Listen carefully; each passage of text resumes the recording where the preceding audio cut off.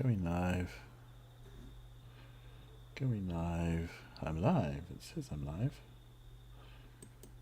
It's always scary. Am I live? Pretty sure I'm alive. G'day Judy. G'day Armageddon. G'day Nerd Alert. Hopefully you can hear me.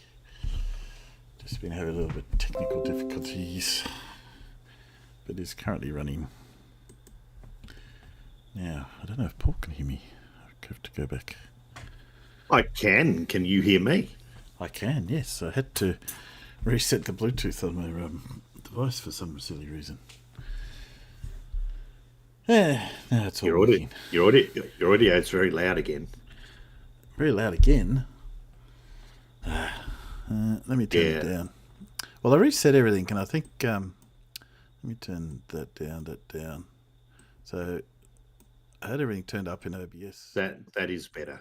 And I think having reset everything, I've got everything back to normal volumes and stuff now, so that should be much better. Turn down the gain. It's almost too much the other way. Yeah, I'll turn the gain up on my mic, so that should be a little bit better. Somewhere in there, hopefully. Yeah, that's pretty good. We've got George out there, we've got Nerd Alert out there, we've got Armageddon, we've got Judy already. So I saw Blue was floating around in Discord, but he's deafened us. That's okay. We can manage that. So how you been? Ducks turned up okay? Busy, man. Yeah, ducks turned up fine. So how many ducks did you end up with? 6,000. 5,000 hens and 1,000 drakes. Right. You didn't have to sex them, did you? They done that for you already? No, they get sexed at the hatchery before they get sent to us. Okay, that's good. That'd be a horrible job doing that many. But all housed and nice, new, clean. What do you call them? I was going to say hatcheries, but not hatcheries because they're already hatched. Pens. That's the word I was looking for. Pens. Yeah, pens. Yes. I think we can minimize that. Yes. I've just been busy doing nothing at work, so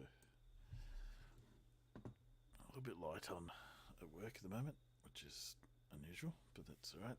It gives me time to make new automations and customizations and get things quicker for next time I do a job. Stuff that you keep wanting to do but never have time to do.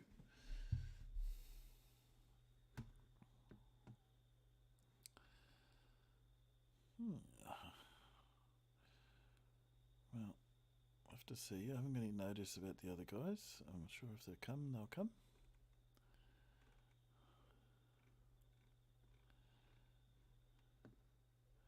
I do have. Well, spent my Gun. pens.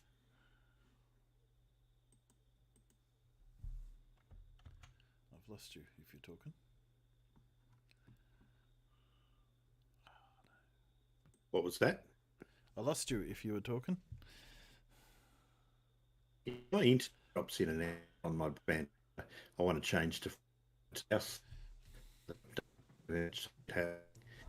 I'm just going to stay with my by button any better. Yeah, you're roboting just a little bit at the moment. So, and I just realised I've just lost all my set. I had everything set up for tonight. I just lost the whole lot. That's okay.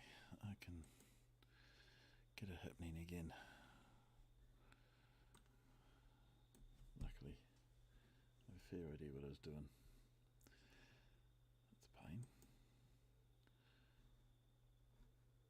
I had Lindsay ready to go. I'm sure everyone wanted to hear Lindsay straight up.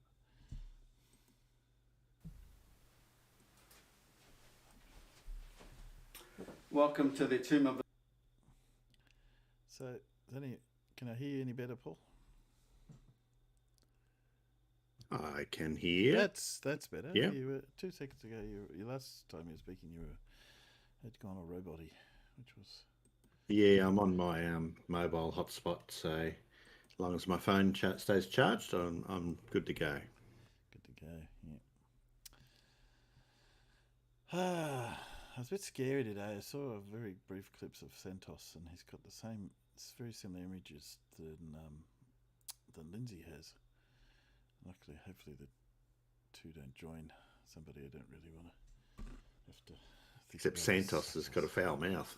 Yeah, Santos is not someone. I'll tell you what, I had a bit of a foul mouth today too. I was busy using our little Kubota B2301 with a belly mower on it, and I was in the long grass, and I was going along, and it hit a big bump, and the fucking front headlight assembly popped out of the bonnet and fell down and went under the tractor, and it's now in a million bits. Oh dear, that's no good. So now I've got to find a replacement for that. Oh no, that's a real pain. My brother and I were just talking about mowers, riding mowers. We were drooling over the Ryobi electric ones, 10 grand. Oh, 12 grand actually, but a bit big for my what about 10 square meters of lawn I've got.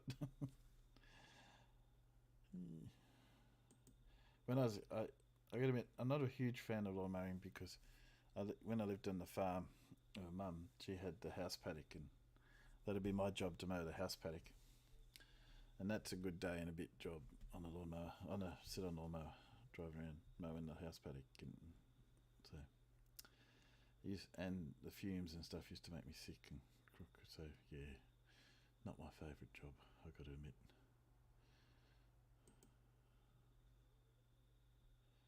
But electric mower's not so bad.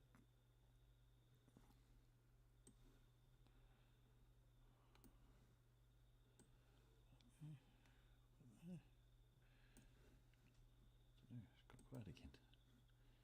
Okay. Well, So you reckon you've got some Lindsay, do you? I do. I'm just, as I said, I had everything set up and now I've lost it. I'm just resetting it up while we're talking. I'm getting this back up. Where are you? Lindsay. Wow. I'm sure you really want to see Lindsay. Geez, look what time it is. I've got to run. The first thing Blue says is goodbye. Oh, and the first thing I hear is Lindsay. Yeah, I reckon my chops are just about ready, Timbo. Yeah. Sure. I must go check them. You must go check them. It's only 18 minutes, luckily. Hang on. I'll transfer it over there. I'll share him out in. Got to share this out in Discord anyway, so we'll get that so anyone who pops in can hear him. I'm sure that's what they want to hear first thing they drop into the Discord channel is Lindsay. So let's stick that up there. Go live. So there we go. Oh, you're live out there. I'm live. I've shared in Discord if you want to listen to it live. If you want to spare 20 seconds and listen to it on YouTube, you can do that. I do not want to listen to it live, dead, or any other way. Tonight, and it's all on part one. What's I going to do? Part one?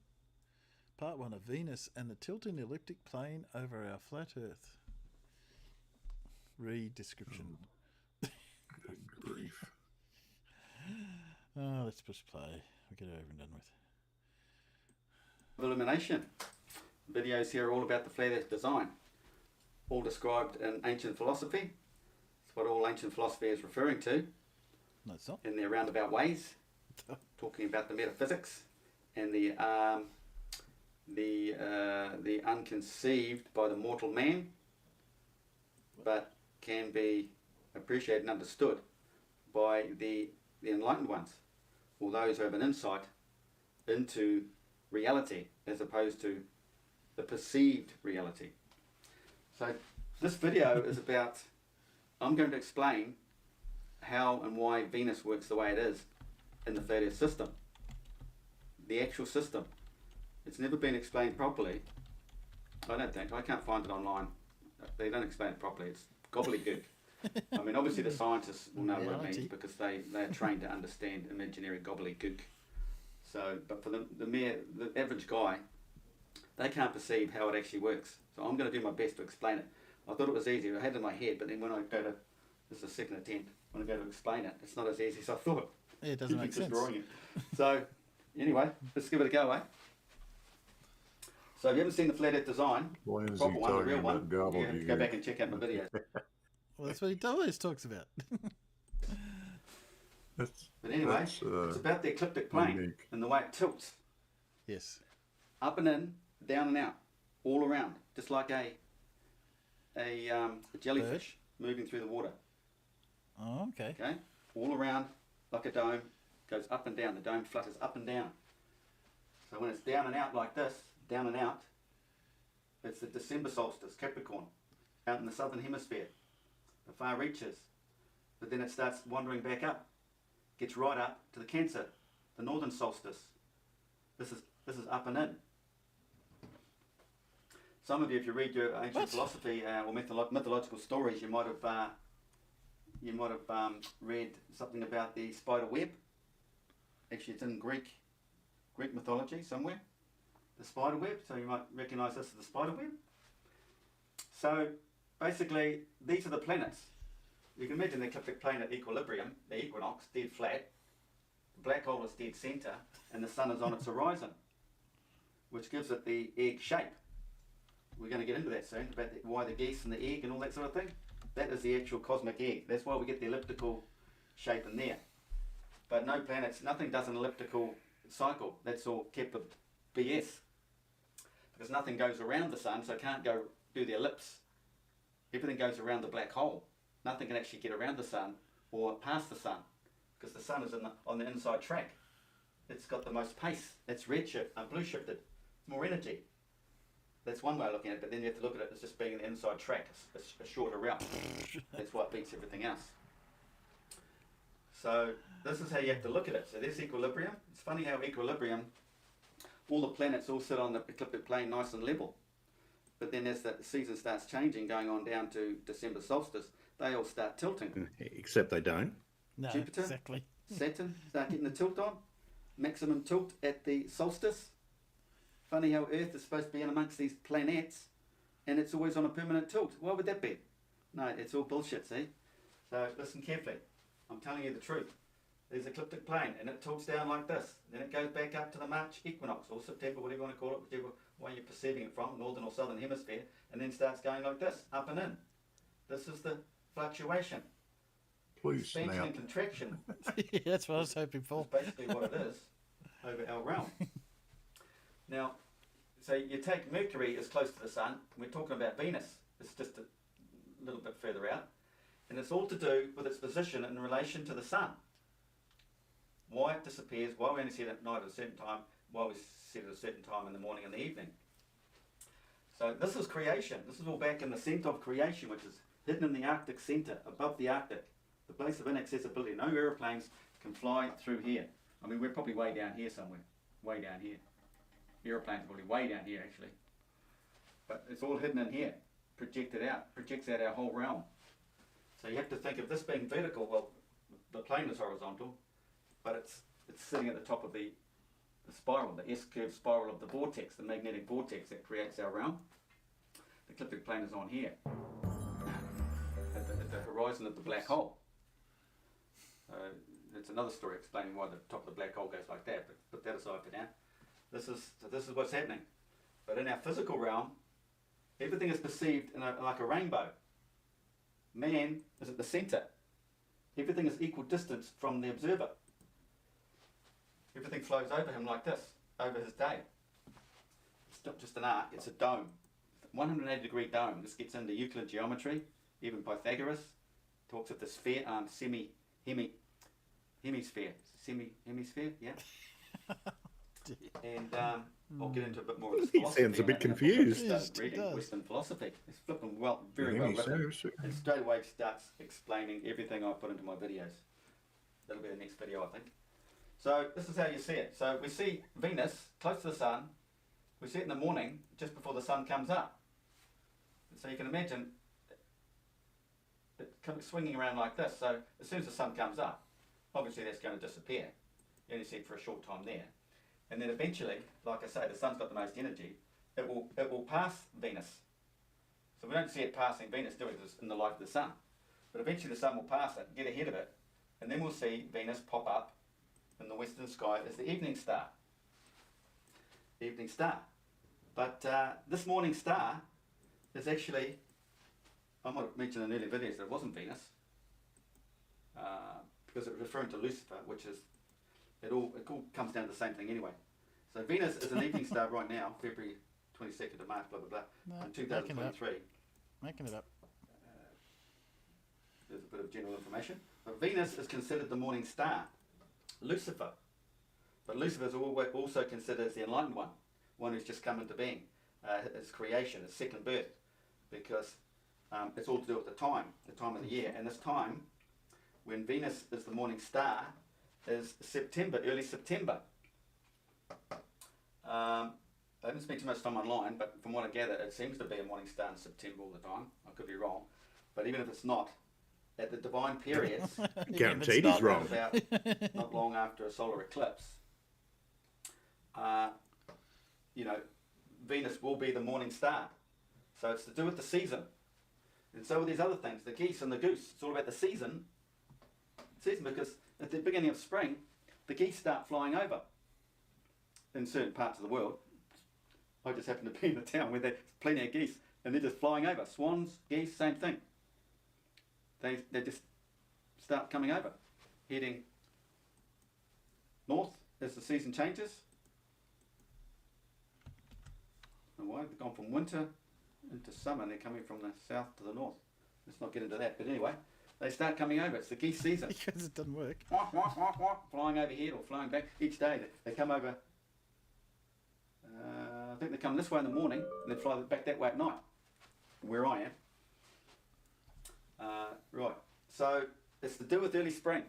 It's the whole creation story, because creation of the day is the sixth day of creation. And I put in my previous videos, the sixth day of September is when the sun crosses on the analemma.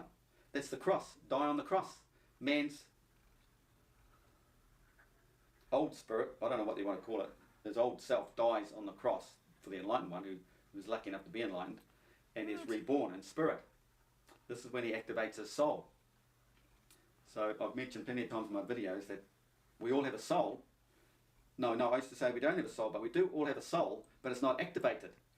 Because it's our soul that goes on in the cycles of man. It's always there. That's what is always with your different form in reincarnation. You'll come back as any animal, but your soul is always there. And depending on how stupid you are in this physical world as a human, depends on where you're going to end up in the next recycling system. You could go through millions of cycles. You could go through the whole animal kingdom maybe before you come back to being a human again and being given another go. So you have to wake this thing up before you die, before your physical death. This all has to happen in your existence here on earth while you're alive. So realise it's about the season, time of the year. The geese, the mythological stories about the geese and the goose. Now the goose egg, you can refer to the egg. There's one aspect of the geese, the cosmic egg, because it is a cosmic egg. What? Because you've got the sun here, but this is circular here, the black hole centre, and the sun there creates the elliptical Dude, shape. it's frozen. But all the celestial bodies, they go around the black hole in a circle. Try Because the this. sun's racing ahead. How's that? Brother? They don't come out over there and do that. It's complete rubbish. Yeah, it's work. I don't know if people actually came up with that, or they just spun a big bullshit story because they're all Freemasons, just to confuse you. But I'm going to explain more of this in this Do I go back book blue? in the next video. Few seconds. No. So back to Venus. So- It's in relation to the sun in its position here, as the ecliptic plane moves. Okay, so you have to understand, if the sun is there and the sun laps it, it's going to be on the other side. So it'll end up over here. Venus will end up on the other side on the way up or maybe before then.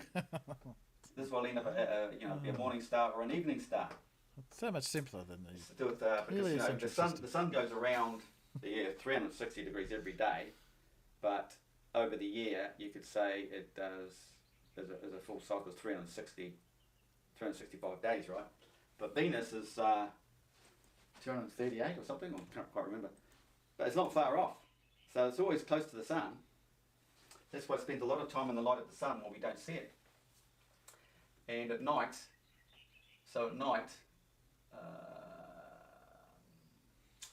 well, we don't see it at night. It must be a similar system.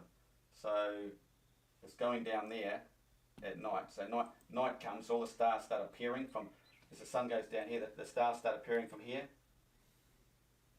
There, you see Venus has gone around with the sun. Okay? But it's all to do with its proximity of the sun here, which they do explain in the globe model, but you've got to understand this flexing of the ecliptic plane close to the sun, and the fact the sun moves ahead quicker than Venus, and the speed difference between the two. You can't work it out 365 days, himself. so you can say 365 miles an hour, and this one's 238 miles an hour, whatever. And 365 days. Because so he these literally people is look making it first, up as he just goes look at- along. Yeah, I like that one. It's 365 days, so therefore it's 365 miles per hour. Away from that light of the sun up here in the centre. So if you imagine trying to look up, you're looking up, they're away from the light of the sun. So these planets further out in the scale, in the rainbow, aren't affected by the sun. You get that? No, explain it again. It seems so exciting in my head, but I don't think I've explained it very well. No. But that's it, everyone. You've got to understand. That's the only smart thing Black you've said holes all set the sun video. on its horizon, the proximity of the sun, these two planets. They're not planets, they're wandering stars. There's only one planet, and that's Earth, and we're on it. We see everything like this. We see through the light spectrum to the white light of the sun. But you have to realise it's opposite to creation. So, in a way, in this situation, because we have to imagine we're the son of man. We're the blue shifted. We're the blue shift. See, so moving away is red shifting. So you've got Mercury, Venus, and that here, and then Saturn out there. So what's the blue and the red shift got But to you've do got the with? sun out I there, don't get- way up there. I have no So you have to idea. see He's the just sun through the rambling light now. spectrum, the bright white light, and the moon will be down here. It's hard to picture the moon being close to Venus and that when in the ecliptic plane. It's not. It's a bit different if you've seen other videos. But you have to realise that this is the light of the sun, and the moon is your lower. The moon is like the lower chakra. It has to be at the bottom. The bright light is at the top, raising your kundalini to get to the white light. So why don't we That's get a the way it is. shadow? So, because your sacrum is the moon, pineal gland is the sun. So the moon is always lower, They're it's just down here words. somewhere. Just words. It's like the negative. It's like the shadow. It's basically the shadow. That's another deep story, getting into the human body and what it is and why it has this shadow. Basically, the shadow is the black hole. You might have seen an earlier video of me describing the planets, the wandering stars, as black holes that end up having their gradient frequency as the image, and the black hole Gradient of creation's frequency. black hole is Earth. Earth is that image from that black hole, and the planets have their own. All their own images are their respective energy gradients. So the moon is completely different. It's like an Almost done. That's it. No more. Run out. Don't know why he ran out. He's only at 18 minutes, but anyway. Not going to question it.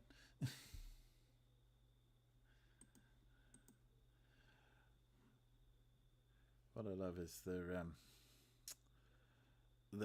he tried to Google it, but couldn't find anything about what he's trying to say.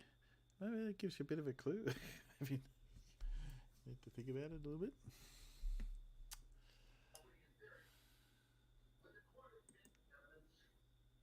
See, Timbo, usually lost you again. Sorry.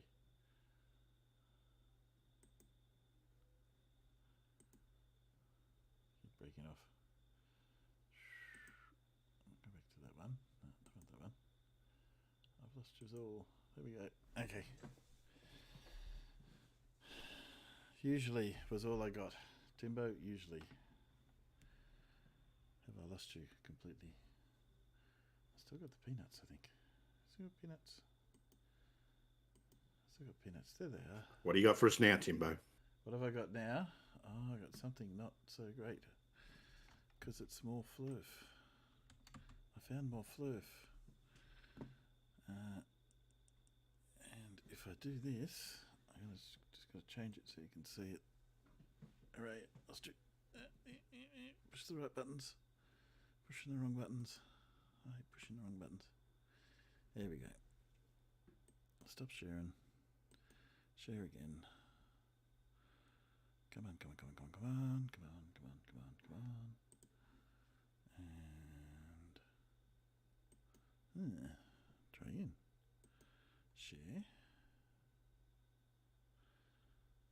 Discord doesn't like you.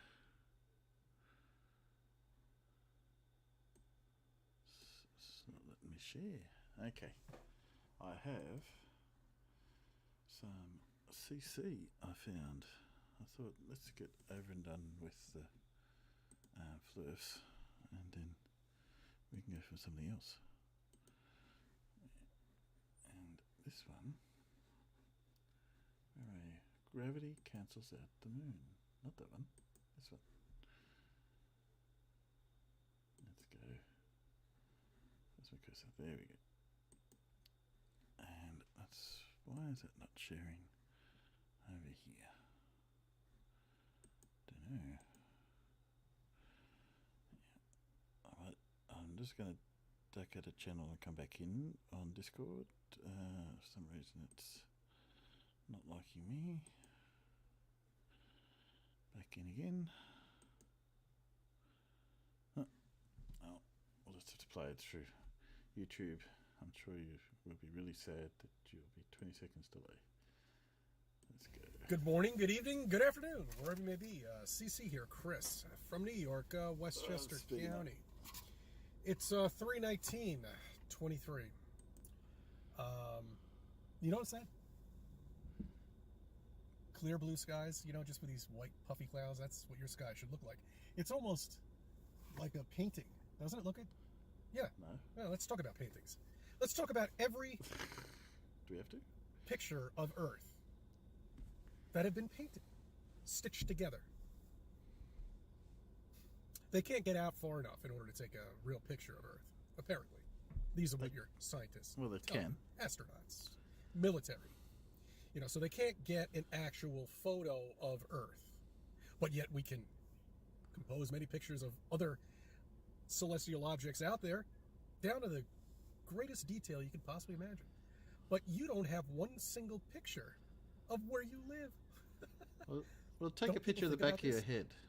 Let's talk about, Go on. well, you know, one thing I do want to tell you about is this. Okay, this is toast from a deli. I could have done a better job with my ironing board and an iron than this shit. There was a little family emergency. I had to attend to it, and everything's fine now. That's the only reason why I'm eating out regularly. I'll be cooking for myself. Especially last night's fried chicken was just fantastic. Oh, and by the way, I couldn't find, here, I don't know if this lighting is very good. Okay. I couldn't find any buttermilk anywhere. We have, here in Westchester County, we have a buttermilk shortage. I had to go to 3 different supermarkets in order to find it. That's like driving, I don't know, 10 or 15 Okay. miles in order to find a little container of buttermilk, which I never buy, I never look for, but Westchester County has a shortage of buttermilk. Makes Okay. no sense at all to me, just like the toilet paper. Remember that? That's to wipe your ass. And that's when signified bullshit to you 3 years ago. Fuck. People just don't get it here. They just don't. They're all asleep. They're all gone. Oh, okay. All right. So this is quoting NDT. Yes, that's your guy. That's right, for the sleepers. For the people that are asleep, they listen to this guy. And they actually No, we don't actually. but- believe what he says. So Sure, NDT right. is doing his podcast, and apparently he has some interesting information that I think you should really realize for your knowledge. And he explains exactly the weight of a human. You know. But hold on, I'm getting ahead of myself. Let's first go back to what he said about spinning at 1,000 miles per hour. Okay? All right, that's right. Okay, so the Earth is spinning at 1,000 miles per hour. Good. Now, we're revolving around the sun at 18 miles per second. Correct. This is quoting NDT. Okay? And you don't feel any movement at all, right? No. I mean, you don't. No. Do you feel any movement at all? Why would you? You're revolving around the sun at 18 miles per second. Per second. Do you feel any movement, is my question. No. Why would I? Apparently to NDT, in Ecuador, he loves to do that, we will weigh less. So that's great. So the entire population of America who have become these fat slobs should just move to Ecuador. You'll be 6 or 7 pounds lighter. See, now that's a scientist. Of course, he doesn't have any background at all in that term of profession, but people look up to him. He's the CEO of the Hayden Planetarium. But Chris, wouldn't That's we right. actually You want to go just see him? Go down to Hayden Planetarium. Maybe I'll stop go by and check there it one out? time and see if it try actually to get there works? early in the morning while he pulls up in his chaperone of people, I'm sure, that are surrounding him, because he won't answer any questions. He won't debate anybody at all. This is your scientist. This is the people. These are the people that the trained rats, the NPCs, listen to. It's great. It's great. Wake the fuck up, people. You've been lied to all of your life. And if you can't wake up and realize it, then go back to fucking sleep and get the fuck off my channel. I thank you for subbing. I thank you for viewing my videos. Let me be a part of your life. It says him who doesn't debate people. Interesting.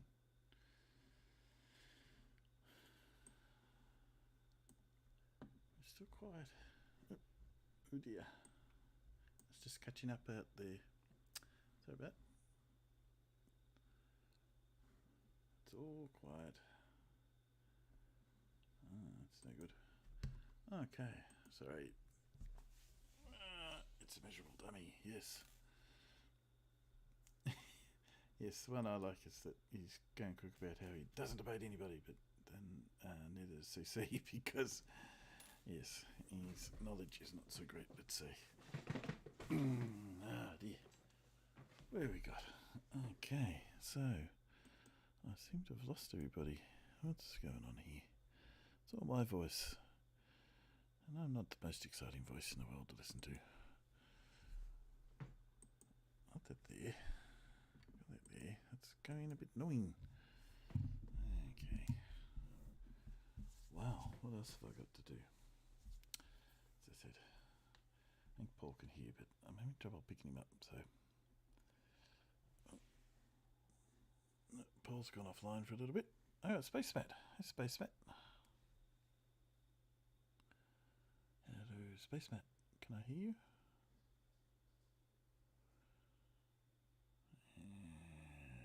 No, can't hear Space Matt. It's not talking to me either.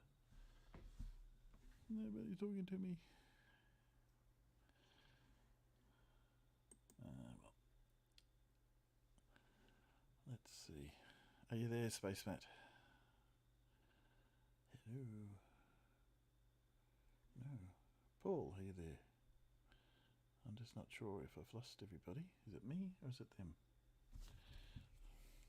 Give me a sign. Tell me in the chat. Tell me in the chat. Can I hear you? Can you hear me? No. I don't know. I don't know. Scary, scary. Out there in the YouTube world, can you hear me? Let me know. Type in the chat that I'm not alone. Ooh, I get no response. Ooh, there we are. Good. Thanks, Dave. I was a bit worried. Thought I'd gone quiet. So you can hear me there. I don't see anybody speaking in Discord, so I don't know if that's me or Discord.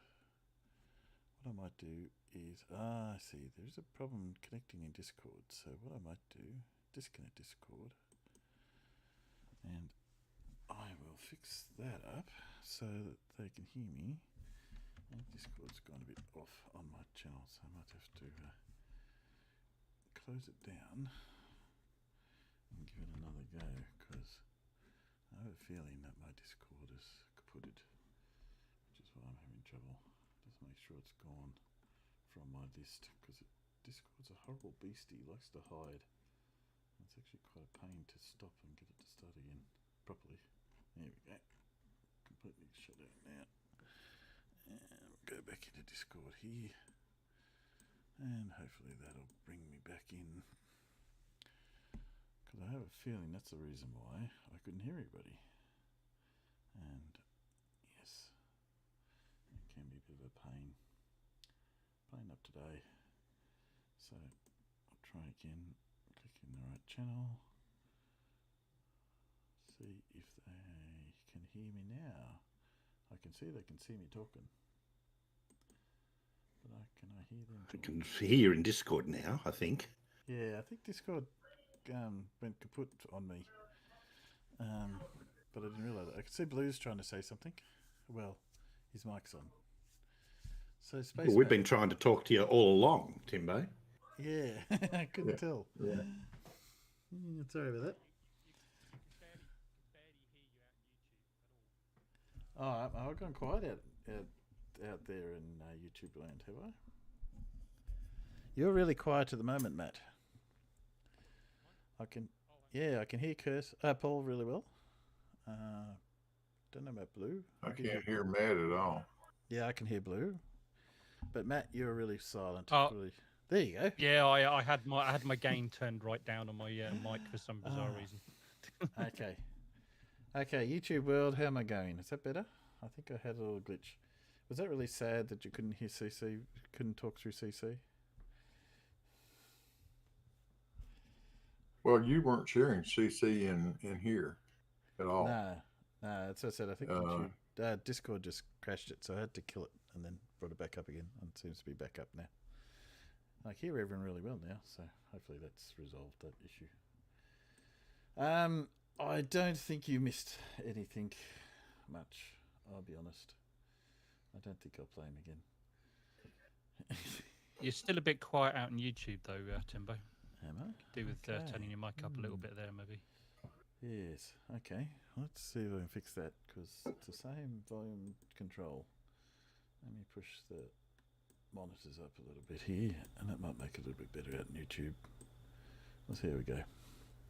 They can let me know. Zebulon says it's good. Larry says it's good. That's better. That's better. Yeah, there's no harm in turning up, because we can turn you down here in Discord anyway. Disco. Let's do that. Discord. Whatever you call it. Discord. Well, let me put this on. Let's see how this goes. This is just share this in Discord. This is a little Everett. Then I know if we're working. Share. Everett is alright. Good. That one. Go live. Okay, that looks better.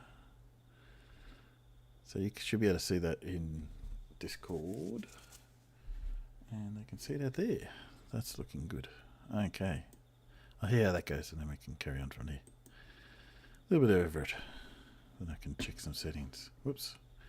Need to unmute him for a start.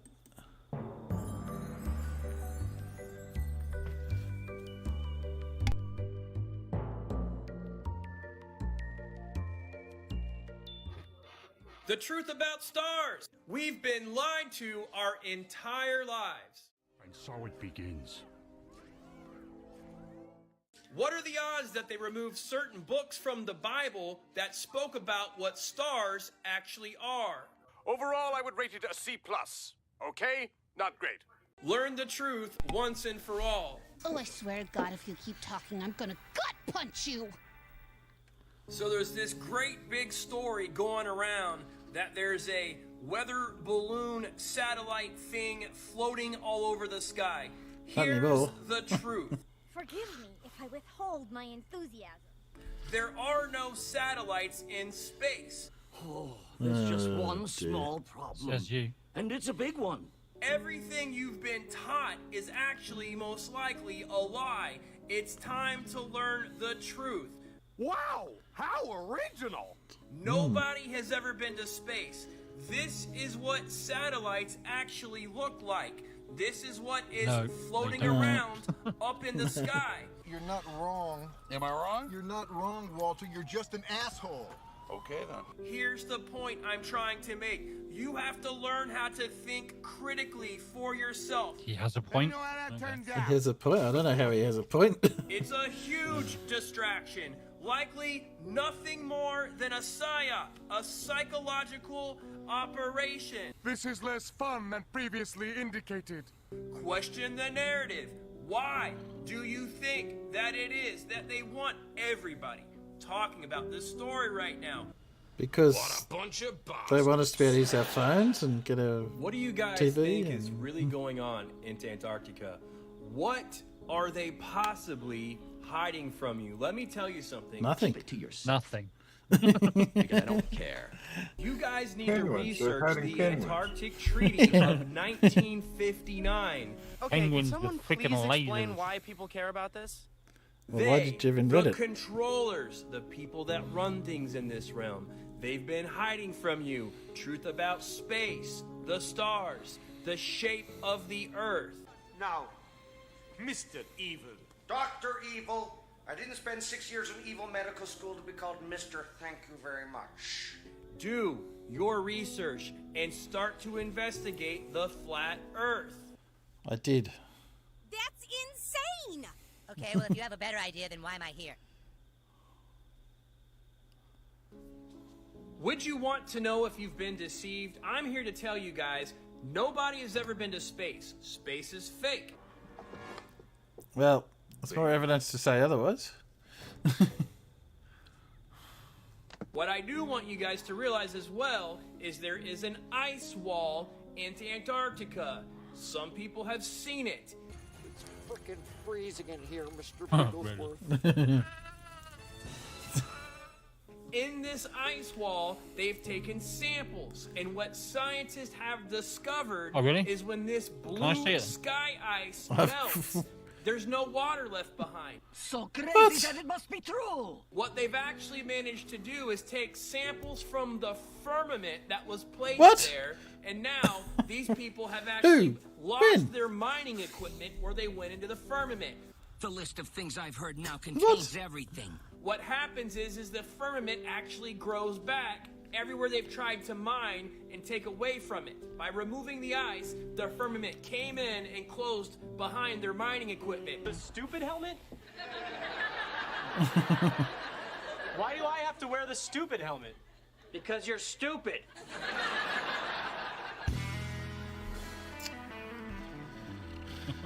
Well, that's a bit odd. I must say. There we go. Funny that, isn't it? It's like they chiseled through to the ice to the firmament and then tried to get a sample and it closed up. That's No, convenient. but he said they Everybody got his samples eye. of it. So how did Oh, they know? yeah. How did they know they got samples of it? God knows. That was a bit scary. A bit I weird. have seen people on Facebook saying that they got samples of the firmament, apparently, or the dome. And it's like apparently pictures of these chunks of blue substance or something or other. God knows what it is. Looks like plastic to me, but and they're claiming that it's somebody's taken a sample of the dome. So maybe he's referring to that. I have no idea.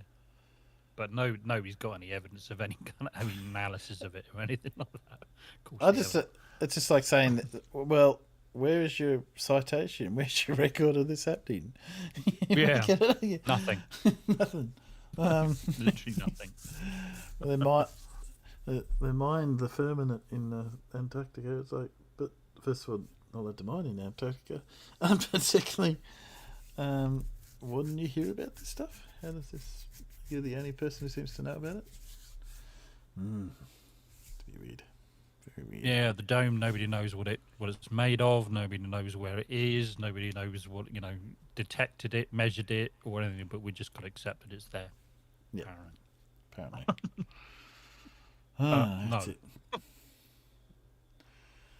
Jerem, what's you talking about NASA for? Yeah. I don't know. Just because I thought you'd like this one. Glad you're here because I thought I'll put this one on. Apart from the usual stuff, he goes about things NASA invented. So let's go through 10 things. He found a website, but he starts off with what I love. The start of this is the promo for their auditnasa.com. So you can have a quick look at that and comment on it. Hang on a sec. Whoops, sorry. I need to put that out to the group and turn the.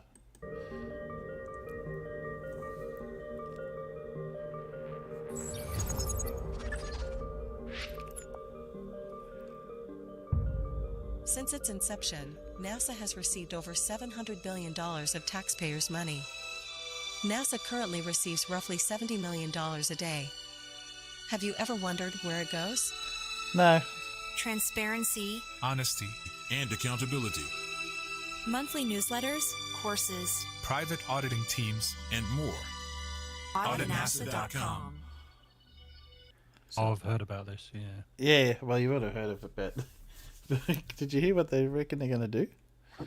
So where are they going to... apparently they're going to try and look for honesty and transparency in NASA and then do it in a very honest and transparent way, apparently. But they're going to have something like that. Auditing teams, and where are they getting the money for this? Apart from the fact that they get the money to do this quite... and accountability. elaborate well, they're going to intro, audit, but- though, and that's the thing. I mean, and who's going to audit them? I mean, like, it's just going to be a bunch of flat earthers. Of course, it's not going to be biased at all, is it? No. No. Of course not. Yeah. I'm going to put this up on first speed for a little bit. And then... From, I don't know what year, 72, I guess. And this is right after the launch of Apollo 17, which was in 72, yeah. And they invited an extinguished guest, the 130-year-old Charlie Smith. Extinguished guest? To the event, and then they went live to him in an Was he interview, dead and that was already? a mistake. Apparently. Communications with the spacecraft have been perfect. Here is Bruce Hall. He's with Charles Smith. He's a 130-year-old former slave who came to this country 118 years ago. He's here for the launch of Apollo 17. Bruce Hall, come in. Bruce, are you there? We have here among the VIPs one very unusual man. He's at least 130 years old. His name is Charles Smith. I just have to rewind that for a second. This guy's like yelling at him, and this guy's like, doubting. Like, I shouldn't have done this. I never heard of it. What is this guy saying? Watch one more time. It's like he's shouting at him. 130? I think that's a bit doubtful. We have here among the VIPs one very unusual man. He's at least 130 years old. His name is Charles Smith. And do you believe it really happened? You said they would never go to the moon. No, they ain't going there. And then nobody's going to leave it. I said, no, ain't nobody going to no moon. No. What they going to stop up there? What going to hold that plane up in the air? What is going to hold it up there? The moon ain't going to hold it. Oh, they've been before. Money, of course, I don't bring them from getting it. Just like when the first man killed the first president that was killed, Guitar killed Garfield. There's something they ate him. I brought him back. Said, bring him dead or alive. I got him. They brought back rocks last time when they made a trip to the moon. Do you believe that? Nope. Ain't nobody been there. So, this is their guy who's obviously a little bit senile. Is their expert. Okay. I'm going to flick this through a little bit. I don't think we want to listen to... This is the bit I was going to get onto. Although this one, we can talk about this real quick, just speaking of accountability in NASA. This is top 10 NASA inventions. Because I always give a hard time and say, what have they really brought to us or anything. And I went on this one, I was like starting at this list, and it's hilarious. It's like water filters. Water filters? It's like, what? Like, what do you mean? If you search, like, when did water filters discovered or invented, Yeah, he didn't read the actual article. I had this all keyed up, and now I lost it. Unfortunately, I had to reboot my computer. And it's like, yes, all he's done is looked at that little list and said, oh, what if it is? Let's see what they invented. No. Water filters. They didn't invent. Discovered. And it's going to be in the 1600s or something ridiculous. Oh, well. I thought it was far back in 1827. Here we go, mid-1700s. So, NASA's taking credit for things that obviously, like this charge couple device, I looked that up, that's like... Yeah, he didn't really look it up. No. No. So I think that's what I did was actually pull up the website he was looking at, and actually, let's see if I do it on here. Yeah, they didn't invent water filters. They invented water filter technology, advanced water filter technology, or towards it anyway. So charge coupled devices. I think that this. Well, yeah, I think I looked up. So it was top 10. I think you guys can see it. Top 10 NASA inventions, right? And he's looking at this how stuff works one. I think this is the website he's looking at. Yeah, that one. Yeah. Yep. And so we go to water feeders, and he didn't click on it and actually see what they said. No. So they invented the microbial check valve, right? They didn't invent water filters. That's just the title. So yeah, that's all he's done is type in water filters. He didn't read what the article actually says. And yes, of course he didn't. You don't want to do that. 1900s or something. I don't remember. I was looking these up the other day on my show, and then charge couple thing was the same thing. Discovered or invented. Yeah. Probably a better word for it. So let's see what he pulls up. 1969, but it has nothing to do with NASA. So I looked at that charge couple devices, the one he was just looking at, this one. Charge couple devices, again, this was referring to the data link. Charge couple devices, and this is what they're talking about, not the concept of charge couple devices. So he didn't read didn't read the article.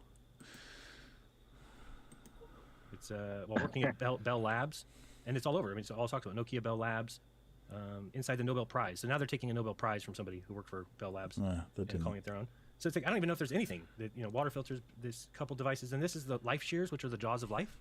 And you can look up that when we're. Okay, let's have a look. Let's do what you say. Life shears. Alongside high shear technology, helped develop life shears in 1984. They helped develop life shears. They didn't invent life shears. They helped develop them. I mean, there's a lot of things that NASA have helped develop that technology has gone into a certain thing. For instance, just for example, my pacemaker. Yeah. There's certain things that NASA developed that they actually worked with a medical company to produce my type of pacemaker, but they didn't invent the pacemaker. No. So you're going to find there's a lot of these that there's technology that's gone into these different things. Because I think he mentions it too. I had a look at the memory foam, for example. Because when you read through it, they gave out the license for the memory foam, so that it was part of the whole work. And then yes, they do other things with it. So yes, I think it's just no. I don't think this is the best. What did NASA invent? Site, I've got to admit. I had a look at a couple. There are some others. What's the actual title of the actual page itself? Does it say what NASA invented? Top 10. No, just top 10 NASA inventions. Yeah. Mm. Which could give that a thing, but all he's done is looked at this, and then typed in memory foam. Yeah. But didn't read what the claim was. Yeah. Yeah. Yeah. And so, I think it goes on like that for a little bit. The jaws of life invented. The jaws of life invented. And of course, it's going to say 1960s, but it was because to help remove race car drivers from wrecks. So I don't know why NASA just wants to. And then they're talking about it in 1994. No, it's only 30 years after it was actually invented. So I don't know. It's just hilarious to me. Insulin pump. I don't think that they've invented a thing. It's just scratch-resistant eyeglass lenses. I mean, we should all be so thankful because that would have never come around. We would have never realized that we can make glass that's scratch-resistant. And what else? Coat. Yeah, sure. I mean, top 10. I mean, there's a whole lot of other things that have gone. I mean, you think about all the medical research that's done on the ISS, for example, like stem cell research. There's been advances on that because of what they did on the ISS. Yeah. Trying to think what else. There was in there something about growing proteins as well on the ISS. As well, I think there's one into that, which apparently is related to development of better drugs. Yeah. I'm trying to think what else there was. All kinds. They've tested all kinds of different therapies as well for fewer side effects on different drugs as well. All kinds of stuff. The list goes on and on and on and on when you look into it a lot deeper. Yes, but no, this and typical non-research stuff. Yeah. I just found it. He's only going to look at. He's only going to show what he wants his audience to see. Yeah. He flicks through it so they can't read the article either. Just kind of sit. That's typical Jaron. Is he's just going to stick to his narrative, and that's always been the case with Jaron. Yeah. Well, this isn't anything. Yes, they are real spiders. Showy stuff. That's nothing there. That's the end. Oh, there you go. Whew. What other exciting stuff we had on? How's your week been, Matt? Been kind of busy actually. Yeah, kind of busy. Yeah, we're well, we're kind of a bit overcrowded in this house, so we've been, trying to reorganise things and stuff like that. We're getting there. We are getting reorganised, but it's kind of difficult, to be fair. Cramped house, too many people in it now. Since the kids come in. So, trying to buy a new house. Yeah, don't think that's I can afford to buy one at the moment. I can't. So I don't think that's happening, but I think it sounds like that would be helpful. Trying to find a new place to rent, but it's proving difficult. You've got a bit of a housing crisis here in the UK. There's really not much choice. I'm going to apply for social housing because we need to find somewhere, but the waiting list for that is ridiculously high as well. Right. So yeah, proving difficult. So it could be a while by the time we find anything bigger.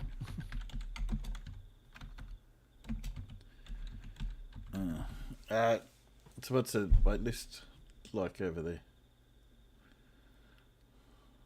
Social housing, big. A couple of years, or? Well, it's hard to tell because the way they assess the social housing is done on a points basis, depending on your needs and your circumstances. So it's hard to tell.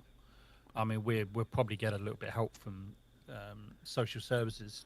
Would probably give us a letter of recommendations. It depends on how much weight that holds, and so it depends on how many points we get, and then depends on how many points we get where we appear on the list. So who knows? Could be months, could be years. So in the meantime, I'm mostly looking for private rented property. I'm not really holding that much for social housing. It's only because social workers basically told me that I should apply for social housing. That's all.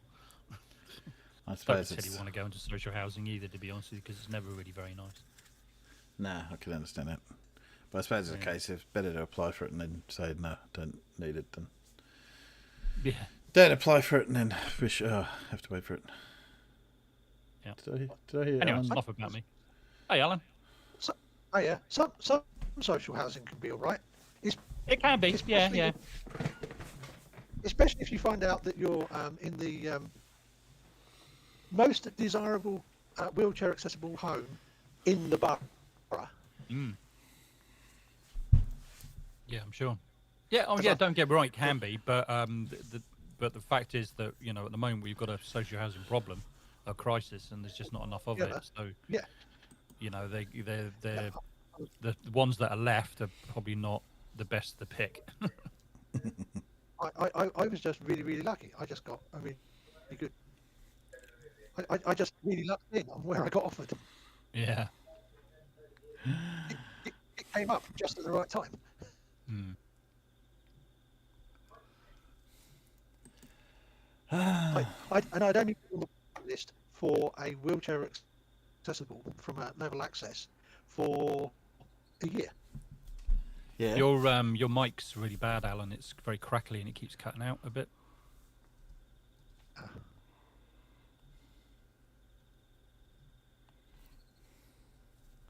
Right, let's change some settings. Yes.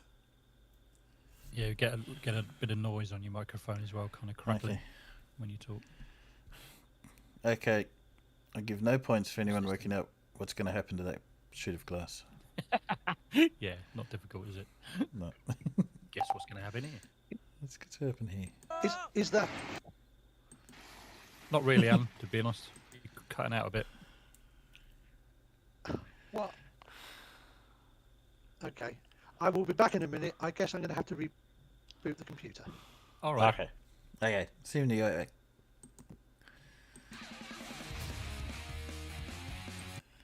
Construction fails. Okay.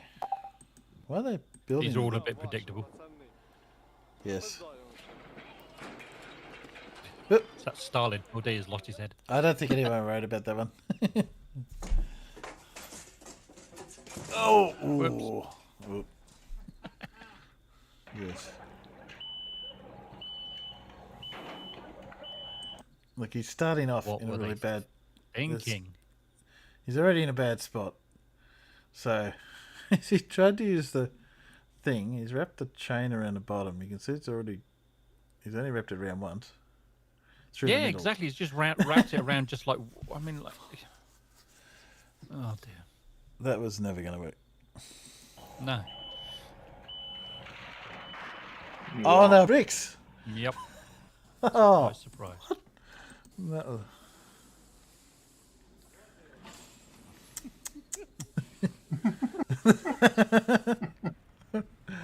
That's it. I don't see anything good coming out of that either. What I love, Uh-oh. don't you love that this is anyone that's been on a work site, that look of the people looking on. Go back this one. The guy down the end. Oh! Yeah, shaking his head. And it's like, okay, what are we doing here? That's it. So they didn't think to put some sort of like blocks at the other side of the trailer to stop it rolling off. Or something like that. Oh, no, the that's car! I have a story of a car that happening to a site. I didn't see it, but pretty much the same sort of thing. Some poor guy's car, the crane that dropped on it. They had a note on it. The foreman waited till the driver turned up and then just said, "There's two ways we could do about it. We could go through all the work cover, do all the forms or whatever, or we could go a couple of blocks up to the new car yard and we'll buy you a car." The guy said, "Okay." He went up and bought him a car. That was it.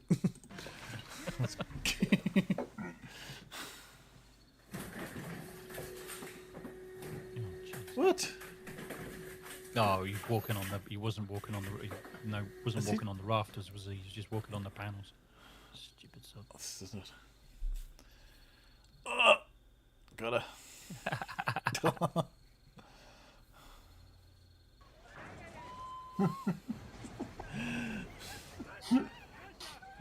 Idiots. Yeah. Boink. Also expensive. Just destroyed a house by the looks of things. No, this is going to be bad. Yeah. There goes the tree. There you go. Oh, got him. Oh. Why is that? Oh no, this is going to be expensive. Oh. That's a lot of money. Oh, keep the dog out. Keep the dog out. Nah. I love the bleeped out. Got it. Oh, Willy Willy. Little twister. Yeah, Willy Willy we call him. Well, I call him. This is Night of Twister. There goes the crane. Yeah. That's bad. Yeah. Why? Because the wind. Uh-oh. It's going over. It's going. It's going. There it goes. Ooh. And there goes the guy, too.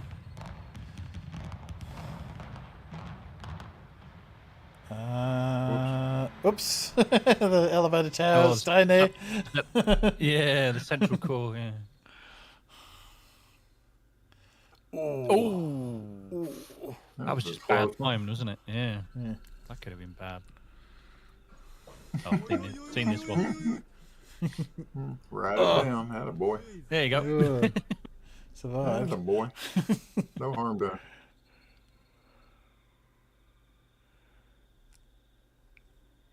Oh no. That's going to be harmful. Yeah, that's why you measure the height. What do you do now? Run. Run. I think ultimately that's what they're trying to do, but it was a little bit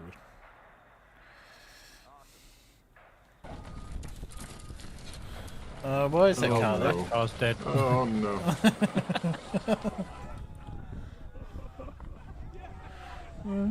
Why would you park there? Can you not get down? Oh no! Oh, I was going to hurt his knees. Ow! Oh, ouch!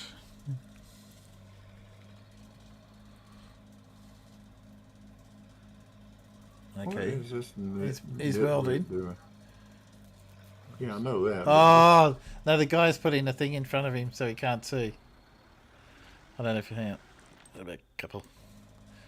When he puts his mask down there. Yeah, I saw it. Yeah. Is that it? Got it. Yeah. I was trying to work it out for a sec. Yeah. That's why I can't see.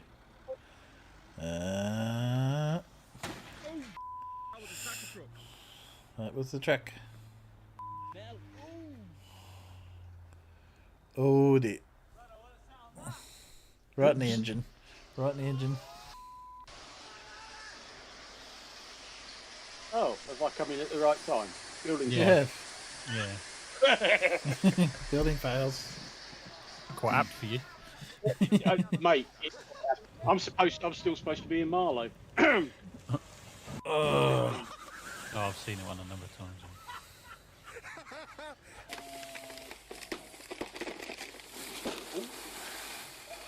Where'd he go? There he is. There he was, come on. Bit wet. Bloody breakfast down there. That looked like fun.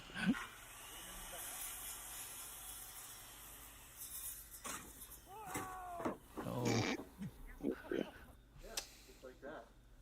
That's all there is to it. Really? Famous last words. That's all there is to it. Yeah, you're right. That's all there is to it. I don't think that quite worked.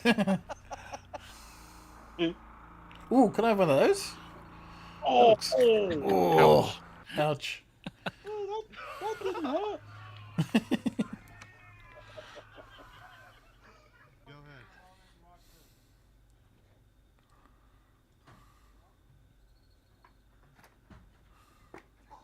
Ah, got him. Practice makes perfect. You'll get there. No. Yeah. No, just no. Why is that? Why is that falling over? It's well supported by the air around it. Oh yeah.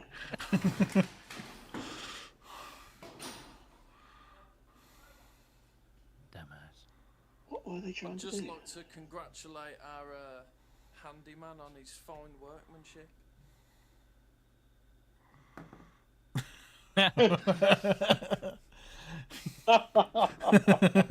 It's the reason you don't put switches that close to where the door closes. Yeah. Good job. Particularly if it's not a recessed one. No one was harmed. Good. Ugh. Oh. Ow. It bloody looked like he was. Yeah, I was going to say. He's Speed. trapped. Well, I'm not sure they're still trying to dig him out.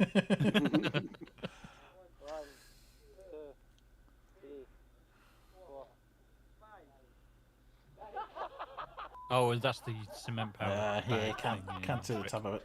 Hang on. Ooh, That old chestnut. missing some of it. There we go. Better if we see the top of it. Why would you be playing with it? Yeah, just leave it alone. Yeah. See that coming. There's your right. What could possibly go wrong here? Oh, what? That's one thing. Yeah, there you go. Yeah. I'm feeling tired. I'm going to have a lay down. Yes. My No. son-in-law did that. No. No. Oh. Oh well. No, it's not going to be good. No. It's not a way. Smack it again. Go on, why not? Go on. There There you go. Oh, Whole thing's gone. Nah. So somebody didn't check the weights? It wasn't. Somebody didn't take the right course to drive that thing. Nah. That's why they have these courses. What would I expect? To see. Oh dear. Oh. Ow. Ow. That could be so much worse. Keep going down. Oh, yeah, I've seen this done to somebody before. Yeah. It hurts, apparently. It hurts. And you got to pull yourself up as you're anyway getting out. Yeah. Yeah. Yeah, because your legs are now useless. Yeah. There Bye. Bye. And bye-bye. See you later.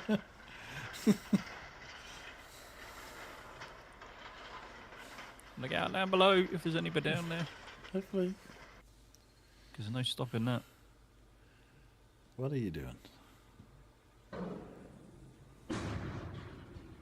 Okay. Okay. I think that was meant to happen? I don't know. I think that was meant to do that. Oh dear, Van had gone into the house. Just give it a quick nudge. Just give the alarm box a nudge. Just give it a tug, yeah. Oh my god! I think all that's new work. That's all new work. Yep, that's new. Yeah. Go and buy his reaction. That wasn't supposed to happen. That was all the new work in the background. Yes. Okay, how are you, farmers? You good? Oh, yeah, I'm all right, mate. You know, go all the way down to the little store in Marlow like I did last week, and so I get in the car park and it's absolutely honking it down. So I thought I'll wait for it to stop raining before I go and buy me parking ticket. And the phone rings, and I look at whose name it is, and I'm thinking, you're going to tell me it's cancelled again, aren't you? So, and the pain in the arse is, I'm due in Hammersmith in London at 2:00 this afternoon. So I was going to be, or I thought I was going to be in Marlow all morning and then just drive down to Hammersmith. So instead I've come home, and then in, a while yet, I shall then drive back down the same bit of motorway again and just go a bit further to Hammersmith. Yeah, it's all good fun. They're keeping me busy. Getting you to run around the countryside. Why not? Well, it was Footscray down in another part of London yesterday. That was an all-day affair. So it'll be Hammersmith this afternoon. I think I'm at home tomorrow, and then I'm in Woolwich Friday morning, looking at part of a Primark store. And that's just this week, let alone next week. Yeah. I mean, look on the bright side. At least you've got bloody motorways. Yes, because I was worried, because in theory, after next week, there won't be any more Lidl work for a while, and until they. I mean, we will see some more of these dozen or so stores they're going to build a year for the next 2 years. We'll see some of that. I just don't know how many, and I don't know when. So in the meantime, I thought, oh Christ, I ain't got much to do. Yeah, that's been taken care of.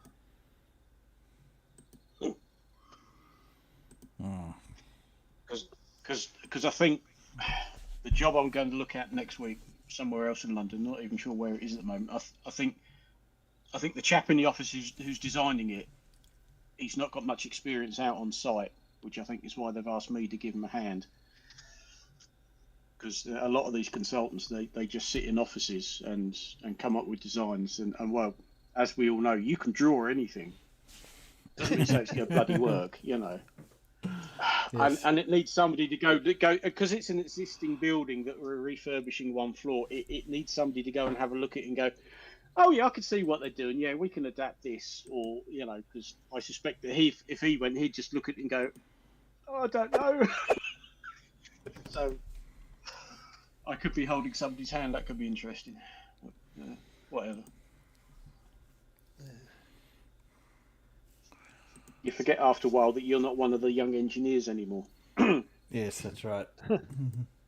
Oh, we get him to do it because he's got years of experience. You think, oh shit, yeah, I have as well, haven't I? I'm not one of the youngins anymore. Fuck it.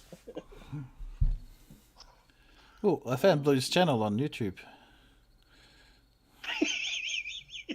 The old Really? the old carpenter shows his tricks. Blue's a carpenter. He's old. Oh, dangerous talk. Right there, I wondered how many seconds it was going to be before he unmuted. And anyway, Blue would not be cheating and using screws like this. Blue would be just cutting dovetails. Yeah. Would you do this? Absolutely.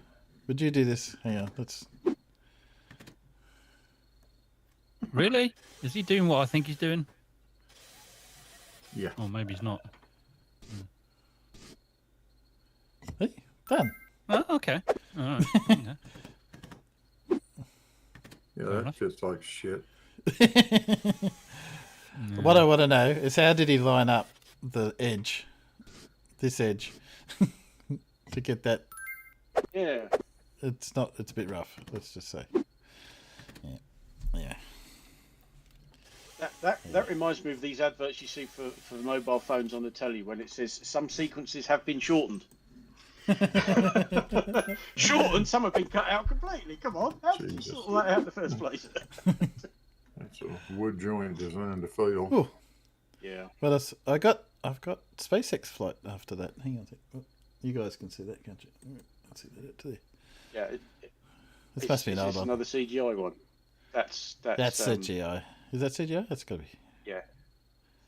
SpaceX SN10 high altitude flight test.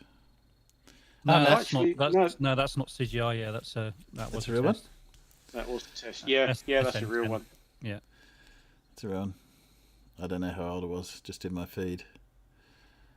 Yeah, because the first couple of launches were the launch and the flight were fine. It was the getting back to the ground that was a bit.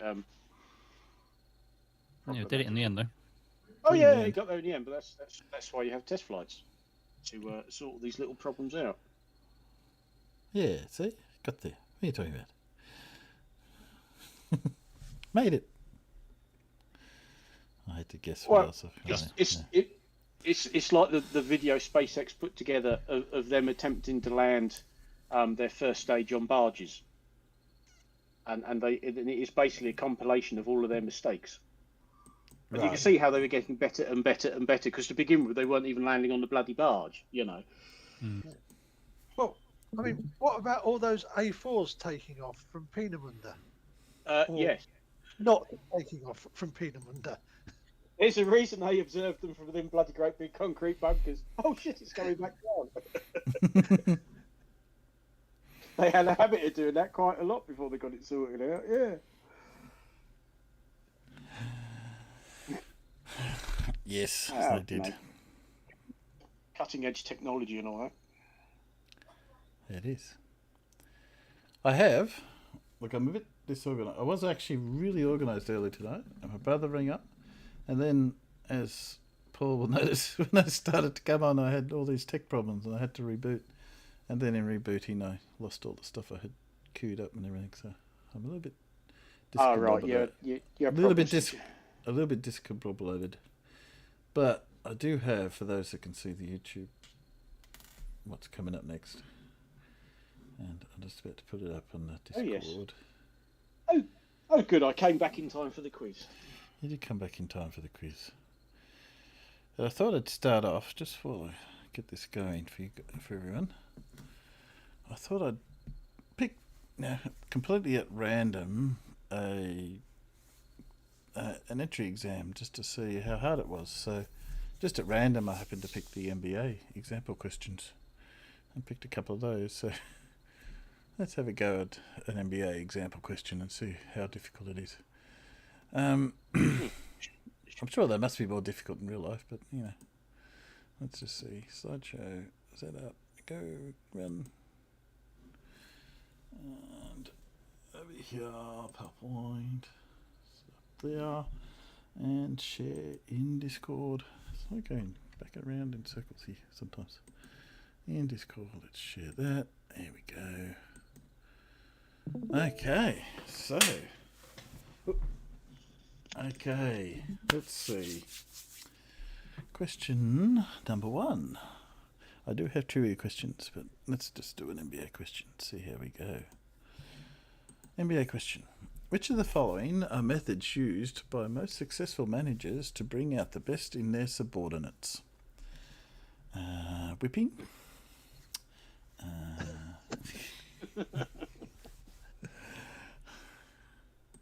Question Tie 1. him to the rack. Providing employees with meaningful and interesting work. Choice 2. Focusing on improving communication skills. Choice 3. Not focusing on building the team. Team building. Oh, we're going paintballing, are we? Okay. Option 1 and 2. So, what do we reckon? Out of those? Option 1 and 2? Option 3? Or just option 1? Option 2? Give me a choice. What do you reckon? I would say it was choice number 4, which is options 1 and 2. 2.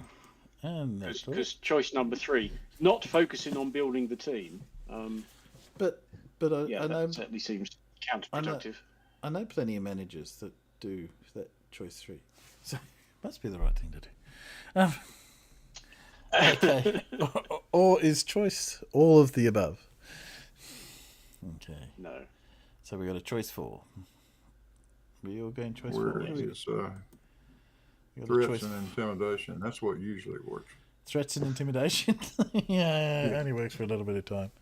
Okay, so Peanuts look like more they're of going the for carrot, choice less 4. of the stick. Okay, going for choice 4, and yes, the answer is choice 4. There you go. That gives you might be able to get into an MBA in university or uni. Okay, we'll do another one later. That's really from an MBA. Well, MBA example questions, yes. So I looked up MBA example questions, and that was one of the example questions. You did say the entrance test, didn't you? It wasn't extremely specific. It was more at the end of this. If you have felt that you could handle these questions, you should apply to do an MBA. That was the running of it. So I don't know if it's a final test or whatever, but it did say. I would imagine, to be honest with you, it must be more difficult than that, but it does look like if you can handle it. Okay. What is added to the mix to make ruby coloured glass?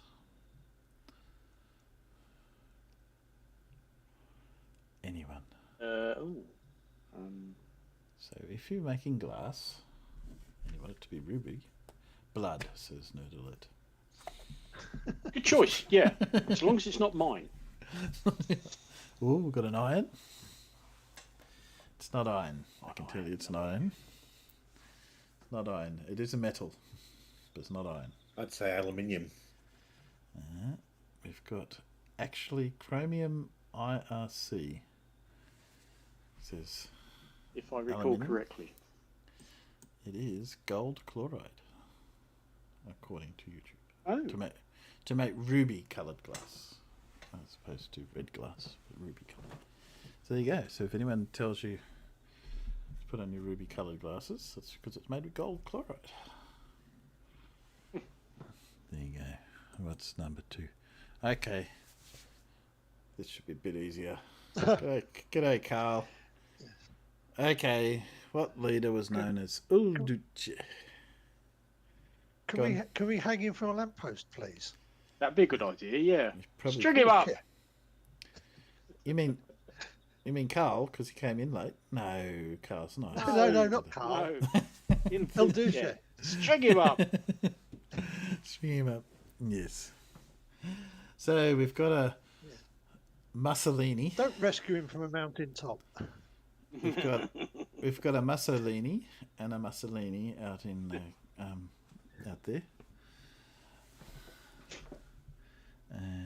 She was quite used to having his name spelled wrong. Yes, Mussolini is the correct spelling. Okay. What is a hinny? Oh, it's a female. Is it a female donkey? Something of that ilk? Warmish, but not I can't quite correct. remember. Yeah, That's I not can't correct. quite remember. Yeah, isn't it some sort of ass? Yeah, I thought it was something along those lines. Yeah, it's quite specific. It's not the opposite of a houty. Oh, a houty and a hinny. A hinny Yeah, and a yeah, houty. it's the opposite of Yeah, a that works. houty. That works. I like that. That works. Oh, Carl is closest so far. An anti-mule. Anti-mule. There we go. I was waiting for it to come up. Because you have a mule and you have a hinny. And what is a mule and what is a hinny? A mule is a male donkey and a female horse. And a hinny is a female donkey and a male horse. There you go. Right. I knew donkeys were involved somewhere. Yes. Involved somewhere with a male horse. Yeah. Yes. A female. There you go. That's a good way to call them. A female. Okay. A female. I don't know. I've never heard of female. Stop. Well, we weren't horsing around because we're donkeying around. What country did jack-o'-lanterns originate? Oh, sorry, carving of jack-o'-lanterns originate. And you can guess by that. I'm going to go with England. England. We have an England. Specifically the northern parts of it. Up north. We've got Up north, yeah. Up north. We've got Scotland. Is that far up north, or just? That's too far north. That's not England. No, I know. Yeah, that's no longer England. No, I know. I was just saying it was that far up north. So we've got England, Ireland, horse, and USA. You can guess. I think it might be Ireland. I think originally. I think you can guess that it was not the USA, because obviously, why would I ask that question if it was the USA? It is Ireland. Yeah, I think it was they used something in the peat bogs or something, if I remember rightly. No idea. Yeah, something to do with the peat bogs. They used to put them carved pumpkin lanterns in the peat bogs to ward off, I don't know, somebody or something. Carl says, did they carve parsnips first?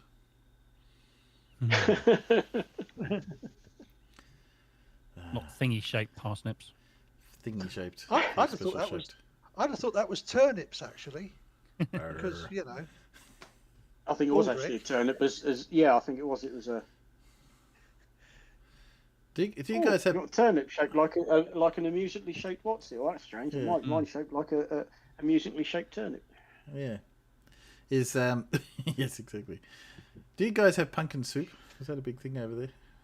Pumpkin soup over here. No. Yeah, I've heard of it, but it's not a popular one. No, not really here. You know. No. Oh, really? Yeah. No, we have pumpkin soup. It's quite a common dish over here. So. Interesting. What? Whoops, get my mic out of the way so I can read the question. In what American state is it illegal to dress up like a priest or a nun? I'm assuming unless you I've are. heard about these stupid laws. But what if you are a priest or a nun? Yeah, I don't know. I was just wondering Why about you dressed that. up like a priest? Because I am one. I'm one. The state of inebriation. That's a good state. You should not be dressed State up of as a independence. nun. You should not be dressed up as a nun when you're inebriated. Well, you're just taking all the fun out of it now, aren't you? Yeah, Carl thinks Ohio. You gonna make your we've got a Maine. You gonna make a bid there, Blue, being the closest.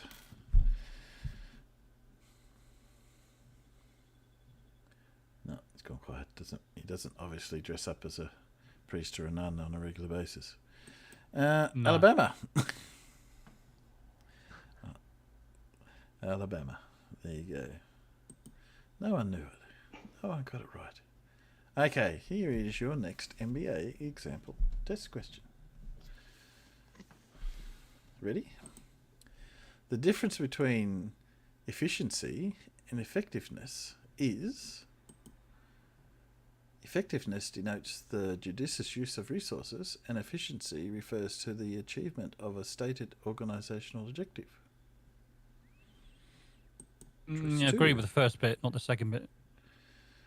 Effectiveness refers to the achievement of stated organisational effectiveness, while efficiency denotes the judicious use of resources. It's a bit more like it. Okay. Yeah, closer. Effectiveness means doing things right, while efficiency means doing the right things. No. Choice 2. Choice 2. We got Nerdalette reckons choice 2. Carl reckons choice 2. Yeah. Choice 2. Choice 2. What about if it was options 2 and 3?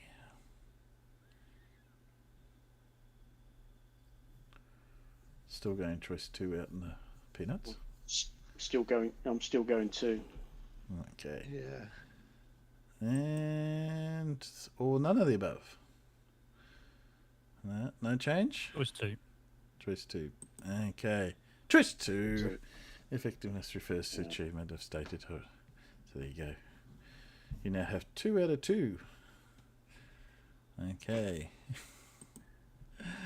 Let's see if I can distract you with some meaningless trivial questions. On a year, Jupiter is about 10.8 Earth years.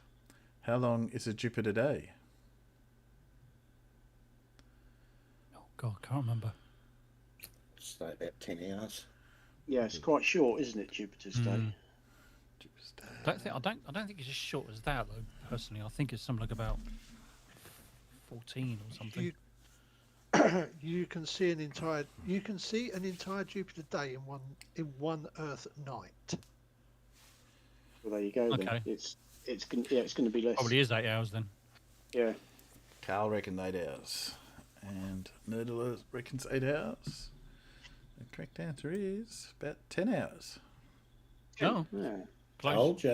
Told you. Yeah. Oh, you did say, you did say 10 hours, didn't you? He did say 10 hours. He did say 10 hours. So there you go. Okay. What are the three start again. What are the 3 categories of black holes? Here's a tricky question. Oh, God, blimey. No, they're neither of those. Blacker and blackest. Black. Noir. Oh, come on. One of them's got to be super massive. A bit big, massive, fucking huge. One's got to be super massive because that's, of course, what they're saying about supermassive black holes. Yeah. Okay, so Carl's got massive and supermassive and insane. Okay, so what if I'm What willing about primordial black holes? Oh, there we go. Is that 3? We got massive, supermassive, and primordial. Yes. So, correct answer is primordial, stellar, and supermassive. That was the stellar. Was the one. Supermassive black hole. So, there you go. Stellar is the one that. Good old Muse. See, Muse knew what they were on about. Obviously. I'm just trying to remember the answer. Oh, yeah, okay. Which 1998 successful Disney remake film was Marla Wilson, Scarlett Johansson, passed over for Lindsay Lohan? Successful being a clue there, as opposed to all the unsuccessful remakes that they do. I don't know, it's Disney. I don't really do Disney. Don't do Disney. Lindsay Lohan's debut. Debut. If it's not Toy Story or Cars, don't do Disney. Is this before or after her supposedly leaked sex video? Before, well before. As it was her debut and I she don't was know. only like 16. Spooky's already Zebulon's just Zebulon's having the same sort of moment that I am, yeah. Scarlett Johansson. Yes, she would have been much younger too. Let's just think about that for a moment, yeah. Spooky has it is the Parent Trap. Oh, never Yes. seen it. Obviously. You would have seen it. You probably would have seen it if Scarlett Johansson was in it. Not necessarily. Okay. Roman law, as in ancient Romans, not current. Roman law requires 10 watt to be present at a wedding. And if you can't get that, then... Given that you've got the answer up there. You can't get that, then you can't Would read. it be witnesses? There would be witnesses. Now, the real question is, actually, apart from witnesses, what have those witnesses become in the modern day wedding party? What have they become in what? The witnesses have become something else in the modern day wedding party. Have they become bridesmaids? They have, yes. Groomsmen. Oh, okay. Bridesmaids. Bridesmaids come out of the fact that they had to have so many, so they used to have a lot of bridesmaids. That's fair. I can see the logic. Can't see why they bothered, but I can see the logic. Yes. Groomsmen were... only reason I had more groomsmen was that later on the women wanted to balance out the pictures because there was more bridesmaids. So they had groomsmen to match bridesmaids. Who popularised the term Axis in opposition to the Allies in World War II? I'm not sure, but this sounds like a Churchill type of thing. Yeah, definitely Winston Spencer. It was not Churchill. Yes, it wasn't Churchill. It wasn't Churchill.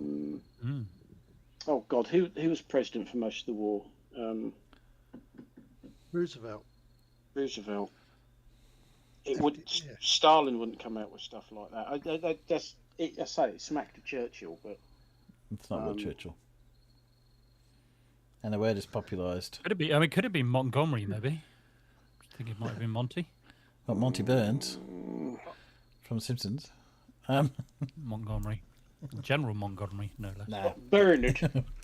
Yeah, Bernard. Let me put it this side. Bernard Law Montgomery, if you want his full name. Let me give you a clue. You're on the wrong side of this question. You're on the wrong side of this question. On the wrong side. Oh, okay. Hitler. No. Mussolini. Mussolini. That's two of the three. Yay! There you go. Really? Oh. Well, it wasn't going to be the Emperor Hirohito, wasn't it? No, you referred to the axis of European powers, which then eventually, the Japanese, when it became a war, became part of that power, that axis as well. Oh. So there you go. That was Churchill. Oh well. Never learn. I think Churchill may have referred to allies. I don't know, but anyway. Oh, NBA example question. Goals of selling include finding new prospects, keeping the customer satisfied. Yes or no? Well, two, yes, because if your customer's not satisfied, you ain't selling anything to them again, are you? Convincing the prospects to purchase rival companies' products. No. No. Don't buy my stuff, buy theirs. Why am I selling it? Oh, I wonder. Option 1, 2, and 3. Well, I don't think so. So what do we got? Definitely not 3.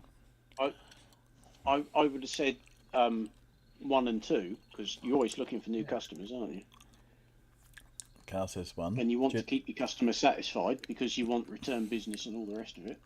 Judy says 5.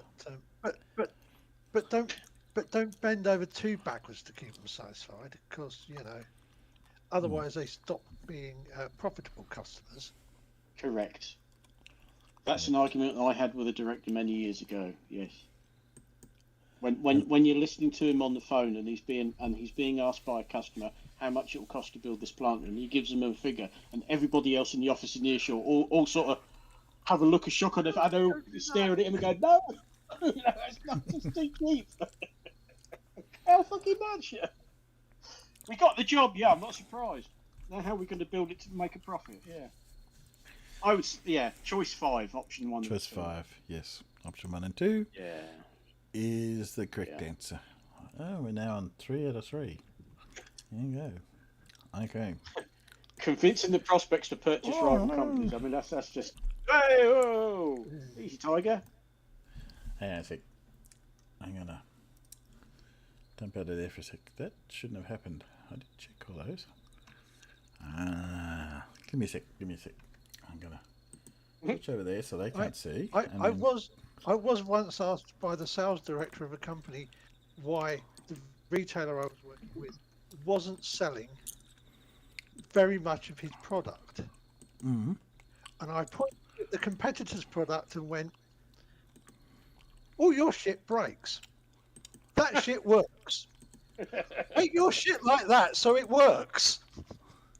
Yeah, that's fair. So what do you do when you give a quote that's ridiculously high because you don't want the job because you got too much work already, and the customer says, "Yeah, okay, go ahead." You take the bugger. Sub it out to somebody else. I mean, we did actually that place in Milton Keynes where it was making prefabricated plant rooms. We had a very quiet few months, and all the guys on the factory floor were panicking and said, I said, look, we're tendering for lots of work. If we get half of it, we'll be fine. We got all of it. So we were putting out prices on just about everything. And anybody that came in, how much is it? Oh, yeah. And a lot of these prices were a bit inflated because we really needed the money. We got the bloody lot. And our guys went from panicking because they had no work to do to complaining because they had too much work to do. And it's like, it's no pleasing some people. Yeah, every job that we priced, we got. How the fuck are we going to do this? Sorry, that's may you live in interesting times. I'm doing a little quick editing. Come on. Yeah, it was bizarre that they were worried about that they were going to lose their jobs, and then they're complaining about they're being asked to do too much overtime. It's like, oh, come on.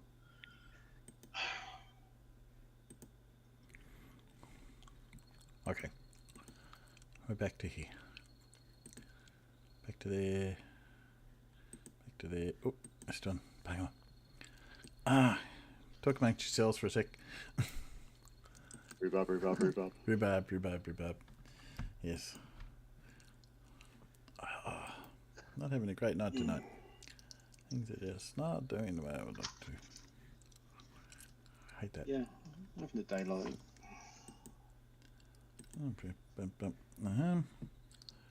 And that was that. I did this a few weeks ago, this one. I thought, oh yeah, I'll just pull that up tonight. Should be right. Okay. Yeah. Okay, I think we're up to here. Let's go. Okay. So let's switch this back. There we go. And switch it so you guys can see. And hopefully none of you are quick enough to read any of the answers. Cartoon C. There we go. Okay, start again. Okay, what are the bones in the fingers called? After all that. Phalanges. Phalanges. We have a phalanges. Yes. That is correct. Because tarsals are the ones in the feet, aren't they? Yep. Metatarsals. Yeah. Phalanges is correct. No. Metacarpals. It says spooky, but phalanges is correct. What are the 2 ice sheets in the world?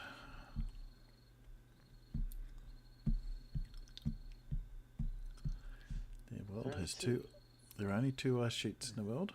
What are they? Well, there's the one up north that is basically. No, nerd alert. That is not correct. Ice sheets Antarctic and Arctic. Yeah. No, Dave, that's not Antarctic correct. Ice sheet, right?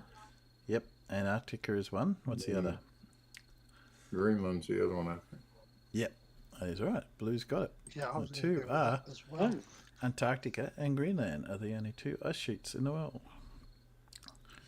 So when someone talks about ice sheet or ice the cap, rest of the Arctic is the rest of the North Pole is mostly sea ice, isn't it? Sitting on It's top all of the water. sea ice. There's no land there. Yeah. so it's not an ice cap technically. Right. Blue is right. Okay. and just so you know, Blue, Carl says you're amazing.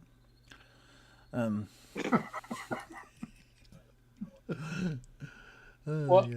I don't think anybody ever gets tired of hearing that. Oh, by the way, you're amazing. Oh, thank you. The South Ice Wall and the South Ice Wall. Yeah, there you go. No.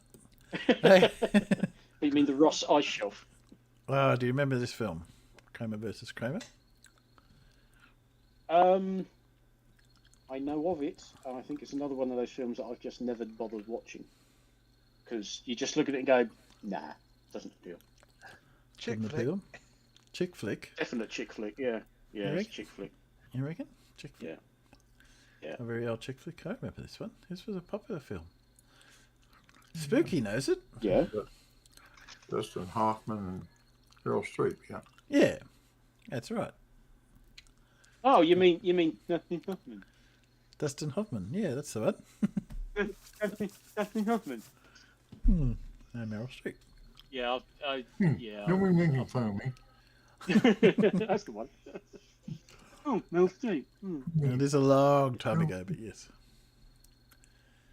It was all people were talking about that year was Kramer versus Kramer. Okay. Oh, I can see why I wasn't interested in it. I was 9. You were 9. Yes. Okay. I'm not a fan of The Office. So I didn't know the answer to That's this. the wrong office anyway. This isn't the proper version, is it? This is the US Office. Exactly. Doesn't count. No, it doesn't count.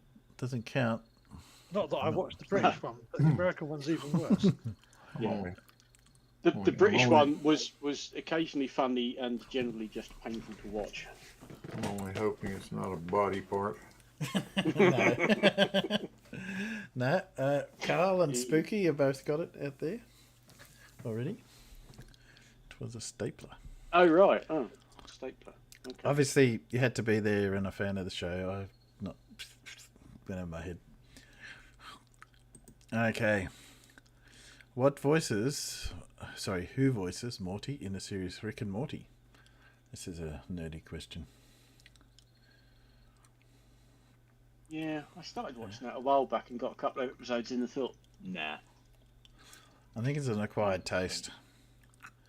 I didn't acquire a taste for it, but you know, it does get a I'll bit stick weird. to Family Guy, thank you. No idea. Okay. Justin Rowland. No one got it, so I figured there was must been no fans out there. Never heard of him. Never heard of him. Never heard of him. Okay, your next NBA question is: which of the following are functions? Which of the following are functions of HR. human resource management? Oh, good. I'm looking forward to this because I'd love to know what HR are actually there for. Acquiring, developing, No, motivating. definitely not. So you don't think they're there for any of these so far? Okay. Well, they don't do any of that. So no, they don't do that either. No. Nerd says recycling. Look. That's about right. So none of those. Okay. Or all of the above. When I've been fortunate enough to work in a company that's actually got an HR department, no, they don't do any of that. Yes. I usually find they're usually there to tell you why your pay's, why they got the pay wrong, Crap. why they're not paying it, why they're going to Yeah. take 6 weeks to sort it out. That's it. Answer, of course, is 5. They are meant to be doing choices 1 to 4, but Yeah, okay, yeah, meant to be. Bloody don't know. Motivating an HR department, motivating who? Themselves? the staff. Yes, guys, we're all doing it. We're all doing a great job. Yeah, but what we're actually supposed to be doing? Shh, no, don't mention that. You're all doing very well. Very well. Yeah. Last job I had with an HR department, they did force me to go and do some courses. So I managed to convince them that courses I wanted to do for personal reasons that were only vaguely related to my job and were really expensive were what I absolutely had to go and do. I get that. Yeah, that way, well, if they're saying you got to do it, you think, well, okay, I'm actually gonna get some benefit out of this. Sod the company. I'm doing this for me. You've got to do some training. Okay, well, what training do I want? Oh, I'll do that training. Yes. Just write it up so it looks like it's vaguely related to the job. Well, what training used to come to me and they'd say, "You want to do some training?" "Oh, yes. I says, "Okay, well, here's these guys. Can you teach them how to do this stuff?" That was how they... that was... I've got to train them. Oh, right. Yeah, that's what training was most of my life, working life. Yeah. Okay. Dora. Did I see Dora? Dora. There you are. G'day, Dora. Haven't seen you for a while. Dora's in. Dora's in. Dropped him for lunch. Whoop. You didn't see that answer. You're going to need a bigger boat. Originated in the movie Jaws. How long is the shark in Jaws? Oh, God. It's... No, that's all the answer. I'm sure it's... Well, I knew it was 20-something feet. I'd got 24 in my head. 25 metres? Fuck you know. No. Bigger boat? Christ almighty, that's not a great white. That brings to mind that film with Jason Statham in it with the mega bloody shark thing. Oh, the Meg. You know what annoyed me the most about that Meg film was how you had them in 6 feet of water, apart from all of it. Had it in 6 feet of water, but then the next shot is the Meg swimming under, this massive shark swimming underneath them in this. Yeah, do you think? Hang on a minute. You can see, see their feet. That's not the sort of film you can take seriously, is it? No. It was just scale and size. Everything was just all over the place in that film. Yeah. Yeah. Okay, so yes, 25 feet or 7.6 meters. Just metric there. Just so you know. Yeah. I mean, they've seen some pretty big great whites, but I don't think they've seen any that big, have they? 23 feet is the biggest great white, so it's actually not that far off. It's not far off. Yeah, that's just one more excuse to stay out of the water. Great whites are fine as long as you don't try and be their dentist or something. Yeah. Yes. Okay. R stands for restricted. In Argentina, they have APT. What does that stand for? Are we talking about film classifications? Film classifications here. Okay. Because we don't have R over here. Don't you? What do you have? 18. You have 18. Yes. The one that I don't get is NR17 comes after R. Is that right? Blue, you over that way? NC17? Yeah. Because R is 18 and then NC17 gives the impression it's 17 and older. But APT. Well, let me put it this way. Is it worse or is it like as in more restricted than R or less restricted? Let's put it that way. Adult porn time. Oh dear. I don't know what that would stand for. It actually stands for... Presumably that's a translation into English because it's not going to be in what do they speak? Spanish? It actually stands Spanish, yes. That's there you go. So APT is in their language and it's for all public. All public. Yes. So that would be over here. That would be a U. G. We'd have a G. We have G. G. Yeah. We have G for kids films over here tend to have a U certificate. Universal, suitable. That's a universal. That's right. Anybody can watch it. Oh, universal. We have G for general, which is same as service. Then if it's a little bit it becomes a PG.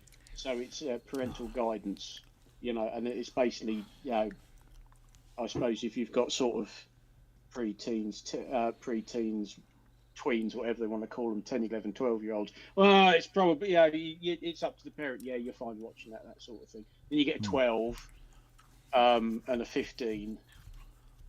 And then an 18. And then an 18. But to be honest, these days, most of the stuff that would have been in an 18 is now in a 15 because they've just got so relaxed about it all. I remember the good old days when we had U, A, AA, and X. That's right. Okay. Used to be X-rated. Yeah, adult film. Anything intended for adults only.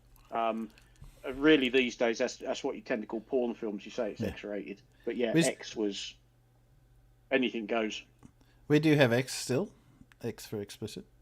So ours goes G, PG, M for mature, then MA for mature adult, then R, which is 18, younger than 2 and over 18 and older, and then X, which is explicit, but it usually has to be pretty much porn, not stuff films or anything like that. That's banned. Yeah. So, okay, so there you go. Who played Cher Hellowitz in the movie Clueless? I don't guess anyone here's going to get that. Matt, is your missus around? Bloody film that is. I think Matt's missus would get this, but don't know if he's still around. That's Blonde. Yes, that is Crew. You are clueless. No, she's clueless there, Carl, not you. No one's getting it. Okay. Alyssa Silverstone. Remember her? Oh, right, yes. I know who you mean now, yeah. The other blonde one. Sorry, the other blonde one. Yes. And shout out for Silverstone. Yay! Yay, there you go. Okay. Okay. Take a guess of your artists. Who painted Guernica, which is quite famous, but you probably don't. Guernica. I'm going to go with Pablo Picasso. You have a few Picassos. That was my gut feeling as well, was Picasso. So Carlo thinks Mallory painted it. No, I don't think that's what he's saying. G'day, Mallory. Because we all know what it refers to, don't we? Spanish Civil War and everything. Yes. Yeah. The bombing of the first mass bombing of a city in the Spanish Civil War. Yeah. So for Mallory's sake, it was Pablo Picasso.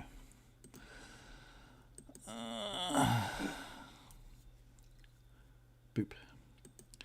Okay, what country produces the most strawberries, or produced the most strawberries in 2016?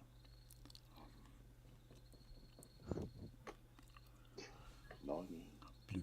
Great Britain. Great Britain. Israel. A country out in my veggie patch. Saudi Arabia. We have a Saudi Arabia and Israel. Let's give a few more guesses. Any other guesses out there? China. Go to China. Dora reckons Netherlands. Okay. The answer is China. So, Nerd Alert got that correct. China. Okay. Let's see if we should be doing an NBA. Ready? Which of the following are the key decisions of a marketing manager which have financial implications? Do I have another cup of tea? Pricing related. I think that's a marketing manager's choice of the day. Do I have one cup of tea or 2 cups of tea? Do I buy some more digestive biscuits? Always. Okay. Pricing No, related? chocolate hobnobs. Get some chocolate hobnobs. Don't buy any more. Judy's going with 5 without saying the answer. She has noticed the trend of the. Should really be. If you're picking random numbers, it should be 4. No, I think she's noticed the trend. Oh, yeah. Well, yeah. There's that. Yeah. There's a definite trend. Choice of product mix. I'm gonna get Promotion related. And I can't remember, is it choice 5? All of the above. Okay, you're sticking with your answer, Judy. Which is a marketing manager's financial implication decision? Is it how things are priced? What products? This one's a little bit trickier. Any answers? Anyone going to take a risk? We've got a 1 and a 4. No, that's 1 and a 4 is not an answer. You can either have 5 or you can pick 1, 2, 3 or 4. Okay, we got a few 5s. Yeah. This is our first fail, is it? Out of the... I'm failing MBA. All of the above. Number 5. I'm going with 5. All of it. And correct answer is... all of the above. There you go. You have noticed the trend. Yes. Okay. And trivia. I think this is the last one. Yeah, let's go. Traditionally, Wimbledon colours are green and what? Ooh, what's happening there? Purple. We've got green and purple. Got green and purple. Green and gold. No, green and gold. That's the Australian Open colours. Green and white, says Dora. Green and white, says Spooky. A bit of a chance here. Oh, did you hear that... Who cares? Alan, did you hear? I heard Yeah. that one of us has got an owl complex. An owl complex. Yeah. No. Don't fall for it. It's a trick. Did you hear that, farmers? I will quote the Admiral here. It's a trap. It's a trap, yeah. Okay, That's yes. exactly what you want him to say. Oh, it was Carl. Carl has the owl. Better than that. It was Carl who has the owl complex. Yep. Carl fell for it. Okay. Purple is the answer, by the way. Yes, Alan had that right. Okay. Yes, Larry has fallen for it. I don't even like tennis. On the No, I don't either. Yeah, I wasn't expecting the correct answers from farmers either. On what television show? How I Met Your Mother. What is Lily's occupation? How many people have watched that show? Don't know. Let's Never watched it. See if anyone out in the Peanuts gets that one. Give them a few minutes. Give them half a minute, actually. Yeah. Hairdresser. That looks like Carl spelled hairdresser the way I would. Teacher. Astronaut. Yes, Judy, she was an astronaut. She was a kindergarten teacher. So, yes, Spooky, you are correct. No, she was not a telephone sanitizer. Okay, this one may or may not be hard, depends. Which art movement is Salvador Dali associated with? Oh God, which one do you call it? Surely you've heard I've of got a print of Salvador this downstairs. Dali. Dali, who's become more popular. I've got a print of. Which one? The clocks. Metamorphosis of Narcissus. That. That's surrealism.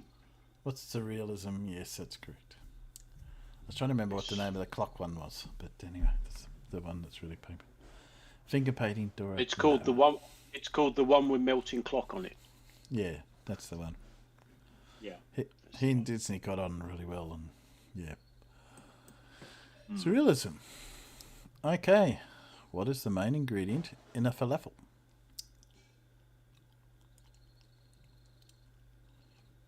Lamb. Oh, no. Lamb. We have a lamb. We have a chickpea flour from Nerdalette. We have goat cheese, says Carl. We have peas, says Dora. Potato, says, but we've got a big choice here. No, wait a minute. Yeah, chickpea. I think I'll go with chickpea. Good. good. I'm glad you changed that because Flaffle being. I was thinking about shawarma. Flaffle being a known vegetarian dish. Yeah. I was thinking about falafel. I wasn't thinking falafel. I was thinking shawarma. Yes, chickpeas is the correct answer. And Port-au-Prince is the capital of which country? To finish it off. How are we going with capitals? Oh. Isn't that that's Jamaican or on the Jamaican Islands, isn't it, or something? Is it Haiti? Haiti. Haiti. Yeah, maybe Haiti. Could be. Whoop, I got a few answers out there. Dora's going for Haiti. And it's going for Portugal. Carl's going for Jamaica. Oops, says Carl. You going to change your mind, Carl? Haiti. Haiti, says Carl. And the correct answer is Haiti. That is correct. Hey. There we go. I think that's it. There we go. Blank screen. There for the end. Well, thank you very much. Yeah, so I got a little mix up in the middle. That was fun. But now you know you can go and try out for your MBA, see if you can get in. Nah, you're right. No? Not trying out for our MBA? Nah. Don't particularly want one. I don't know what to do with it. It's not high on my list of things to do. Fair enough. Well, it's not on my list of things to do. Well, I mean, apart from the fact I don't have a list called things to do, but you know. Your bucket list. Don't have a bucket list? There's a good trivia question. When was the term bucket list coined?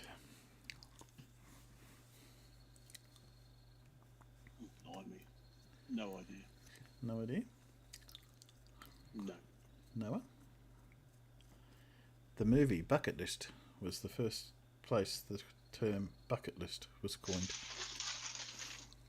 Believe it or not. Are you sure?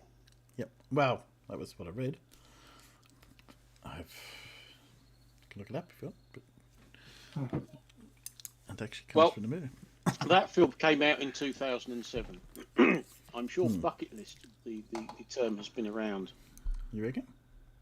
I'm not looking at that. Bucket list. Just checking that because I remember reading that. Bucket list term. YouTube says bucket list. Early 21st century.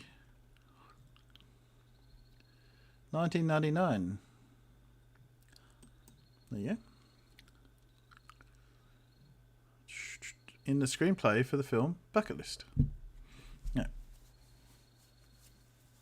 There you go. Here in 1993, the phrase showed up in different contexts. A National Labour Relations Board report indicating agenda items that must be postponed. Yeah, not the same. The conferees were told that if comments or questions came up concerning bargainable issues or items that required more information, these matters should be placed in a bucket list to indicate that they could not be considered at the conference. No, I'm not. According to that. Oh, well. In terms of the bucket list things to do before you die, was the American British screenwriter Justin Sackman for the movie Bucket List. But he wrote it much sooner. That it took 7 years for the screenplay to be made. For this movie to be made. From the screenplay. Yeah. There you go. Now, I do have a creaky. You want to listen to a creaky? Or we can have an Everett. No, put an Everett on first. Let's put an Everett. We might. I'll watch an Everett, then I think I'll have to bail because I think after Everett I need to go to London. I'll put an Everett on because it's shorter. Lucky you. Yes, Everett. Where are you, Everett? There he is. Put him on there. And then put him on here. And then go over here and push play. There you go. Have an Everett.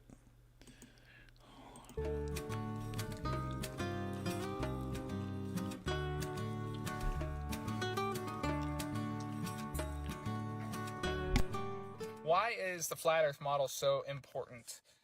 Because in the Bible, there are at least 10, I want to say 15 passages that describe the Earth as flat. It's time for the Halfwits. Welcome to Halfwits. Tonight, the semifinals. It is flat.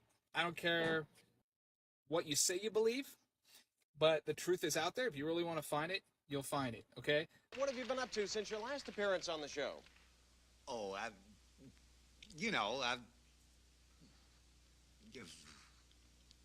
the usual. The usual what? Stuff. Good. Always a treat chatting with you, Arthur. Ends of the Earth are not a cliff that you fall off of. Okay, that's a trick Satan put in play to try to make all the followers of Jesus Christ look like fools and conspiracy theorists. And Blanche, I understand you recently got married. Yes, I did. That is correct, Alex. How long have you been married? Since the wedding, straight through. So it's easy, if you're coming across this information, to label people that way, to be dismissive, which is exactly what the devil wants, which is the height of hubris, and to just write it off. Now I think it's time to get down to the business of playing Halfwits. This is ice that they are pulling out of the firmament. The chances of getting a correct answer seem dismal at this point, to say the least. I have decided to flip a coin to see which team will go into our lightning round. So we'll now call on our team captains, Lawrence Orbach and Arthur Andrew Liggett, to step forward for the coin toss. And they're poking holes in it and pulling this from it because it's made out of a special type of material. Water. Call it while it's Good. in the air, Water. please. Go ahead. No, you go ahead. You go first. You go first. Doesn't matter who goes first. Just call the coin while it's in the air. Okay? The wall, the firmament, the dome heals itself within a month. So the holes they're poking, it's healing. Healing. Only the God of creation can do that. I forgot what those things are. What things?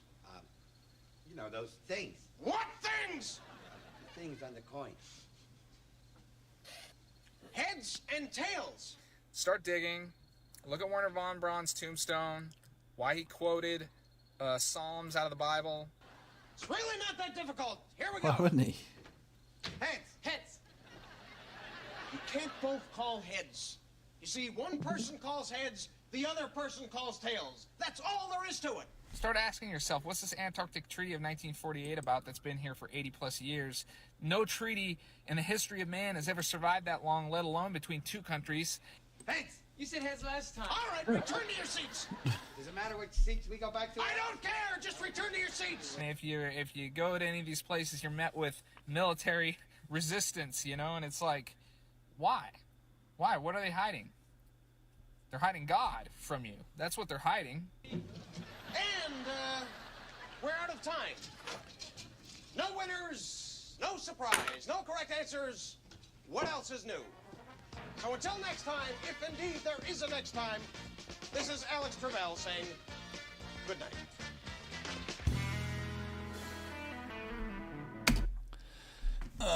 Yes, those people. Yeah. Anybody know what the world's long-standing international treaty actually is? It wouldn't be that one. No. No, I can't remember. You can tell us, Alan. The Treaty of Alliance with England and Portugal, and I think it's from like 1248 or so. Oh, right. Blimey. Right. It's been fun with you guys, but I need a bugger up. Okay. So, Yeah, see you, farmers. See you, farmers. I We'll catch will, up on a weekend. No. No? Well, actually, it depends on the timing. I'm going to the Tank Museum on Saturday. Okay. So, depending on... Live stream from the Tank Museum. I might I've got my selfie stick. I might try and join you from the Tank Museum. I'm not quite sure what our programme is and when we're sort of breaking for lunch, but if you're streaming, I'll try and join in, and I might just try and make sure I've got a Dirty Great Big Tank in the background. I'm sure they would love to see a live stream from the Tank Museum. Hey, Dora. See, there you go. Oh, right, yeah, we'll see how it goes. All right, then, guys. Yeah. Now I've just upset Dora. I'm off. Bye. Bye. See you later. See you later. The Magna Carta is technically not a treaty, but it is a long story. I don't think. What's Treaty of Versailles? That's pretty. That's none. Yeah. What else have I got? I do have Creaky. Anyone listen to a Creaky? Who have I got left? I haven't heard from Matt for a little while. I don't know if he's still there. I assume he's still there. Either he's gone to sleep. Okay. Where are we? Let's put a Creaky on. You should still be sharing. Undo that. Who's hot micing? Just checking. Don't know. Oh, it's alright. It's only blue. Let's go. Have you ever wondered what goes through the mind of a flat earther? Useless, empty brain. Well, in today's video, we're going to be taking a look at just that. The world of flat earth believers. But be warned, it's a world where scientific evidence is ignored and misinformation is king. We'll be examining the claims of a woman who believes that she has proof that the earth is flat, and trust me when I say, the evidence is not only lacking, but it's laughable.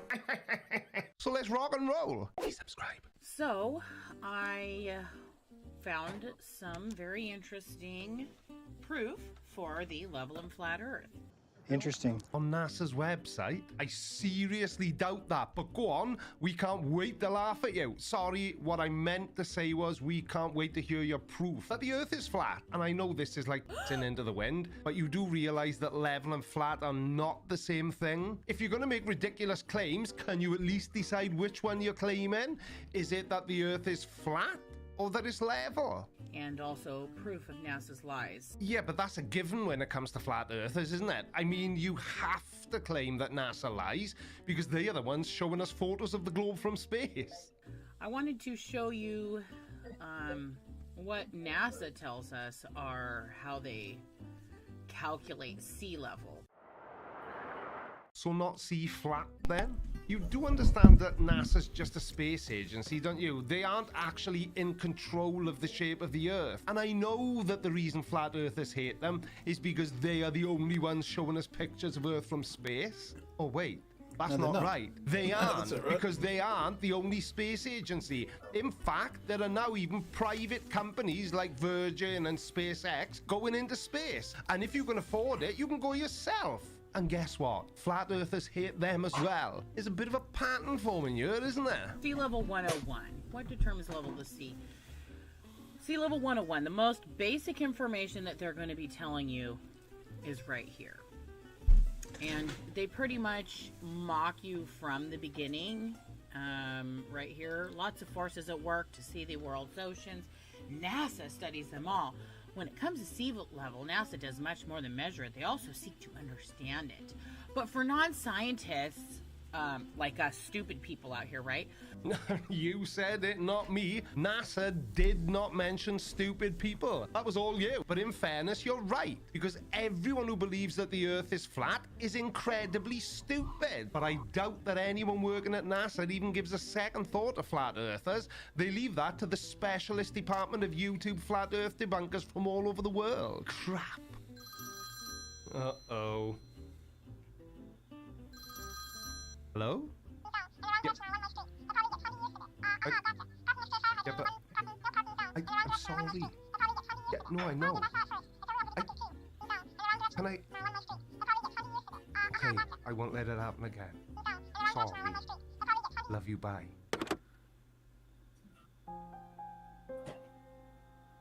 You didn't say I love you too. Fathoming the forces that determine sea levels around the world can sometimes be a bit daunting. So here's a little guide to some of the basics. So basically, you're not smart enough to understand science, But you're not, clearly, or else you wouldn't be uploading misinformation to YouTube in the form of flat earth videos. And is it just me, or does she really sound like a female American version of Level Earth Observer? You're going to have a hard time fathoming the forces, and I'll tell you why, because they lie and don't tell us the truth. So that's why we're going to have a hard time fathoming. Is it though? Or is it that what they are saying is true and the physics around Earth's shape is kind of hard to understand? I struggle with it myself sometimes. Not to the point where I throw my hands up and say, oh, well, I can't understand physics, therefore Earth flat. And I will ask this question for the squiddillionth time. Why did NASA lie? What is it about flat earthers that make them think they are so special and important that NASA and every other space agency from around the globe, people I did that. So why do they have to make things up just to hide the real shape of the Earth? And then they do give us a little bit of truth here. Waves in the bathtub. Earth's oceans look pretty darn flat to those of us here on the ground. Like water in a bathtub. Oh, really, NASA? Oh, wow. Oh my, I hate her already. I cannot stand that sarcastic tone. It's unbecoming of a lady, and in this instance, completely uncalled for. She does sound like a female Leo, though, doesn't she? It's not just me. Thank you for giving us the picture of what the Earth's shape really is, which is in a bathtub and flat. Well, that isn't a picture of the Earth in its entirety. It's a picture of an ocean, which is on Earth. Why am I trying to explain something to this woman who is teaching her kids that the Earth is flat and putting them on YouTube? Now, I've blurred out their little faces because they're kids, but it gives you some sort of idea what we're dealing with. This woman is clearly completely insane, which is fine. I mean, I encourage that sort of behavior, because if there were no crazies on YouTube, I'd run out of video ideas pretty quickly. I was just looking at this, and we actually want to do on our Gleason map. Alexander Gleason, whose map is a projection of the globe, which isn't widely used in academic or scientific circles due to its distortion of size and shape towards the poles? Or do you mean the Gleason map that was created in 1970 by Francis Gleason that shows the distribution of the world's mineral deposits? Again, which is a projection of a globe. They say that there's all of these bulbous parts. That this is basically the blobby ocean surface. And they say that Earth's gravity field anomalies. So they're saying that there's these gravity field anomalies. That's not the ocean. That basically pool up water over certain places.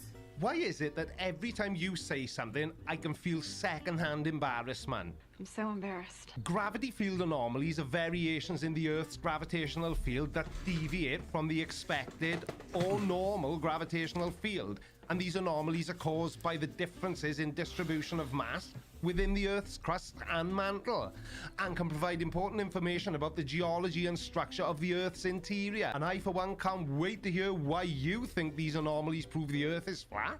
So what I would like to do, because I believe that probably there's a very logical explanation as to why it's bulging in some areas, and my guess is that it has something to do with the electromagnetic field of the moon, because the moon also...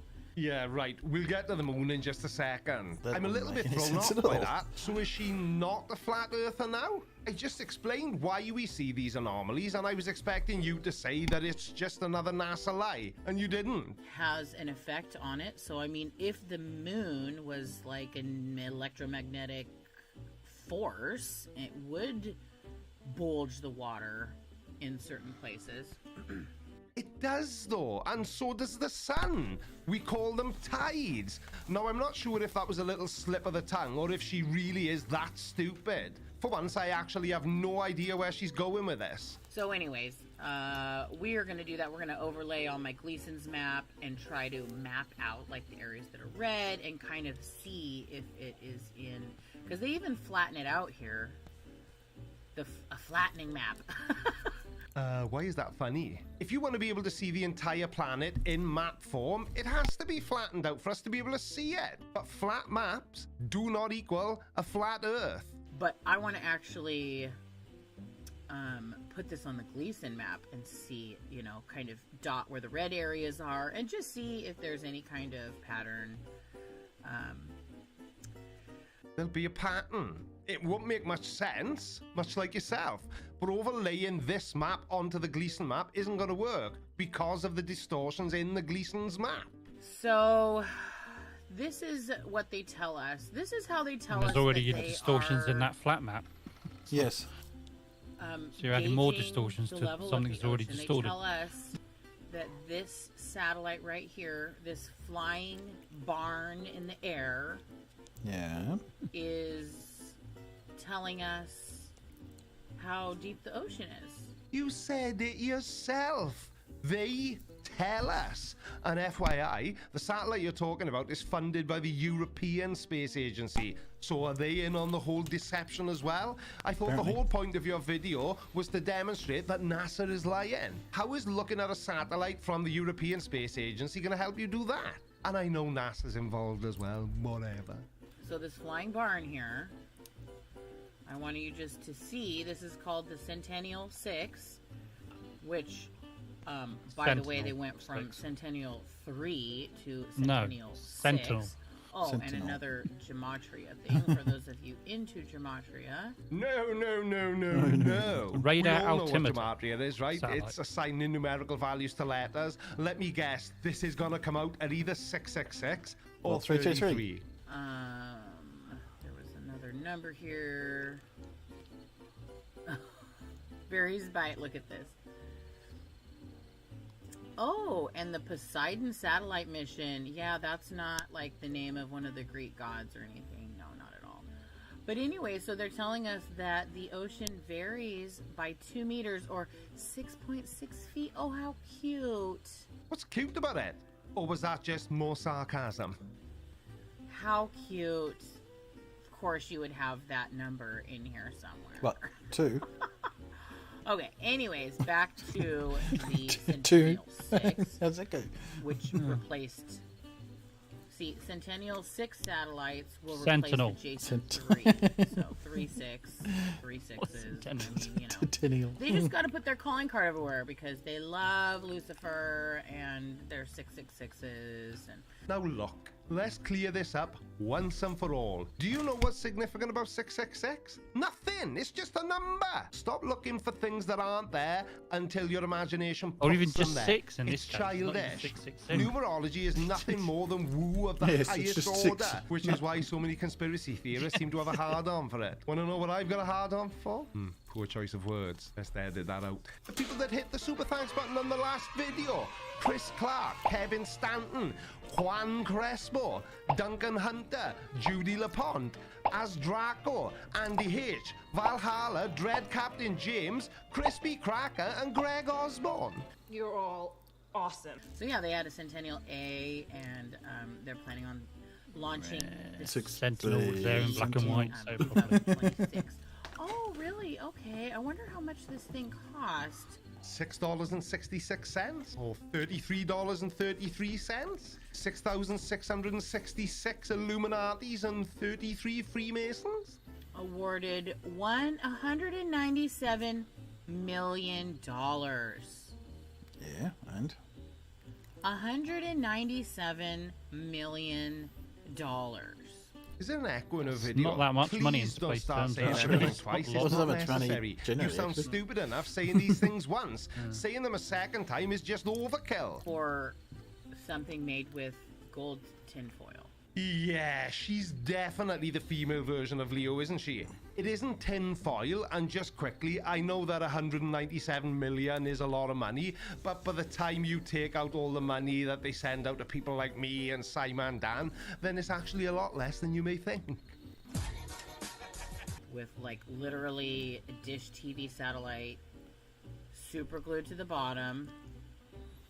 And look at the real. Okay, so this is an Can we get artist rid of your rendering. head? This one here, It's annoying. which looks a little bit better Yeah, I was than. just thinking that.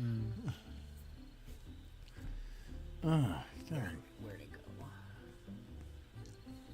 looks a little bit better than this one.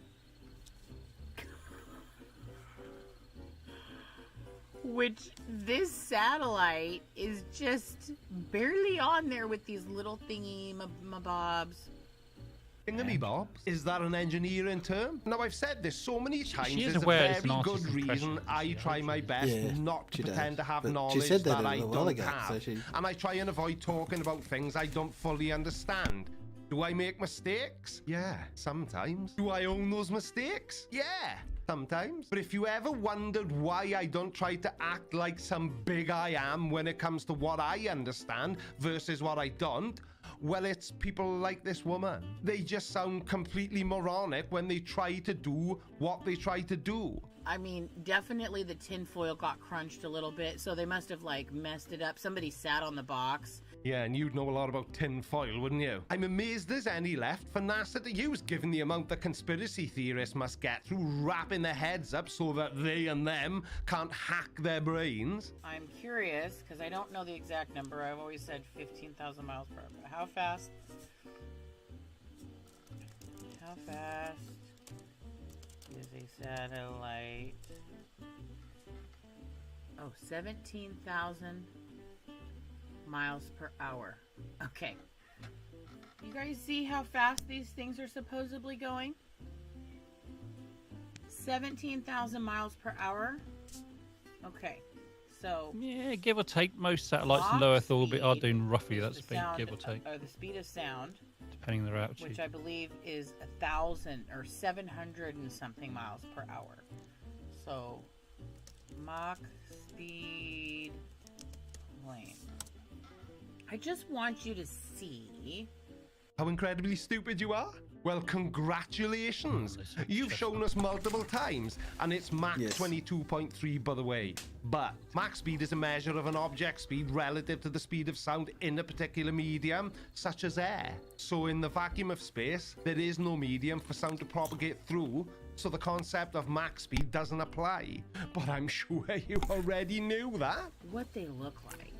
You see these super aerodynamic planes here? I mean, because they're going so fast. In air. They really got to be like aerodynamic, right? Aero. It's in a clue. Aerodynamic. And how fast is Mach speed? I think Yeah. it's 700.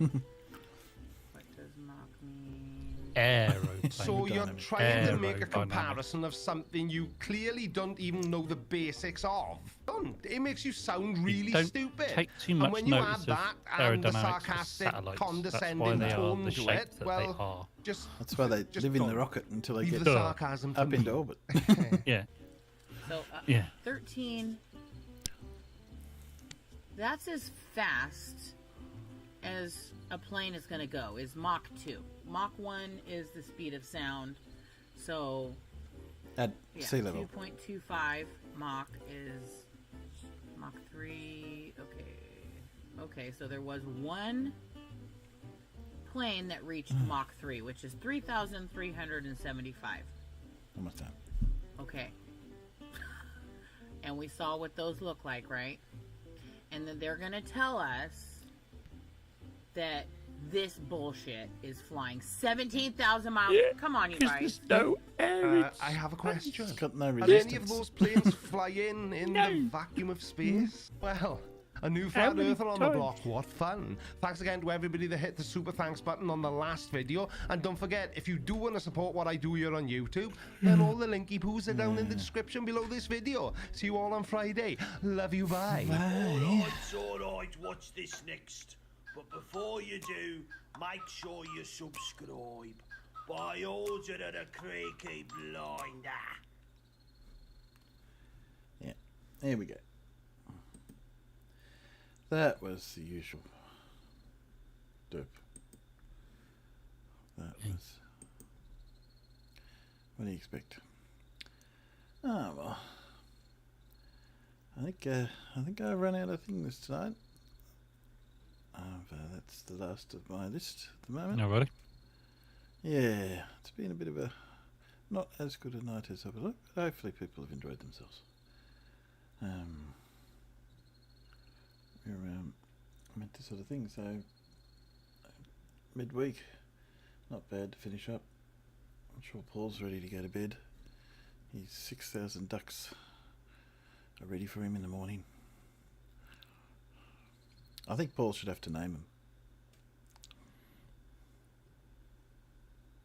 I think Huey, Dewey, Louie. Huey 1, Dewey 1, Dewey 2, Dewey 3, Dewey 4, Dewey 5, Dewey 6. So what are the sisters' names? I can't remember now. The female cousins. Oh, I can't. Nieces' names. I can't remember. Ginger Rogers. No. Redstone Ginger Rogers. Sorry? They're not Ginger Rogers. Nothing. Didn't say anything. You just said Ginger Rogers. No, I didn't. You did.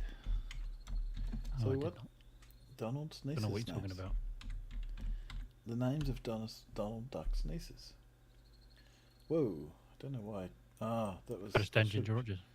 I came up with Mary L. Trump, but that was because I just put what was Donald's niece's name.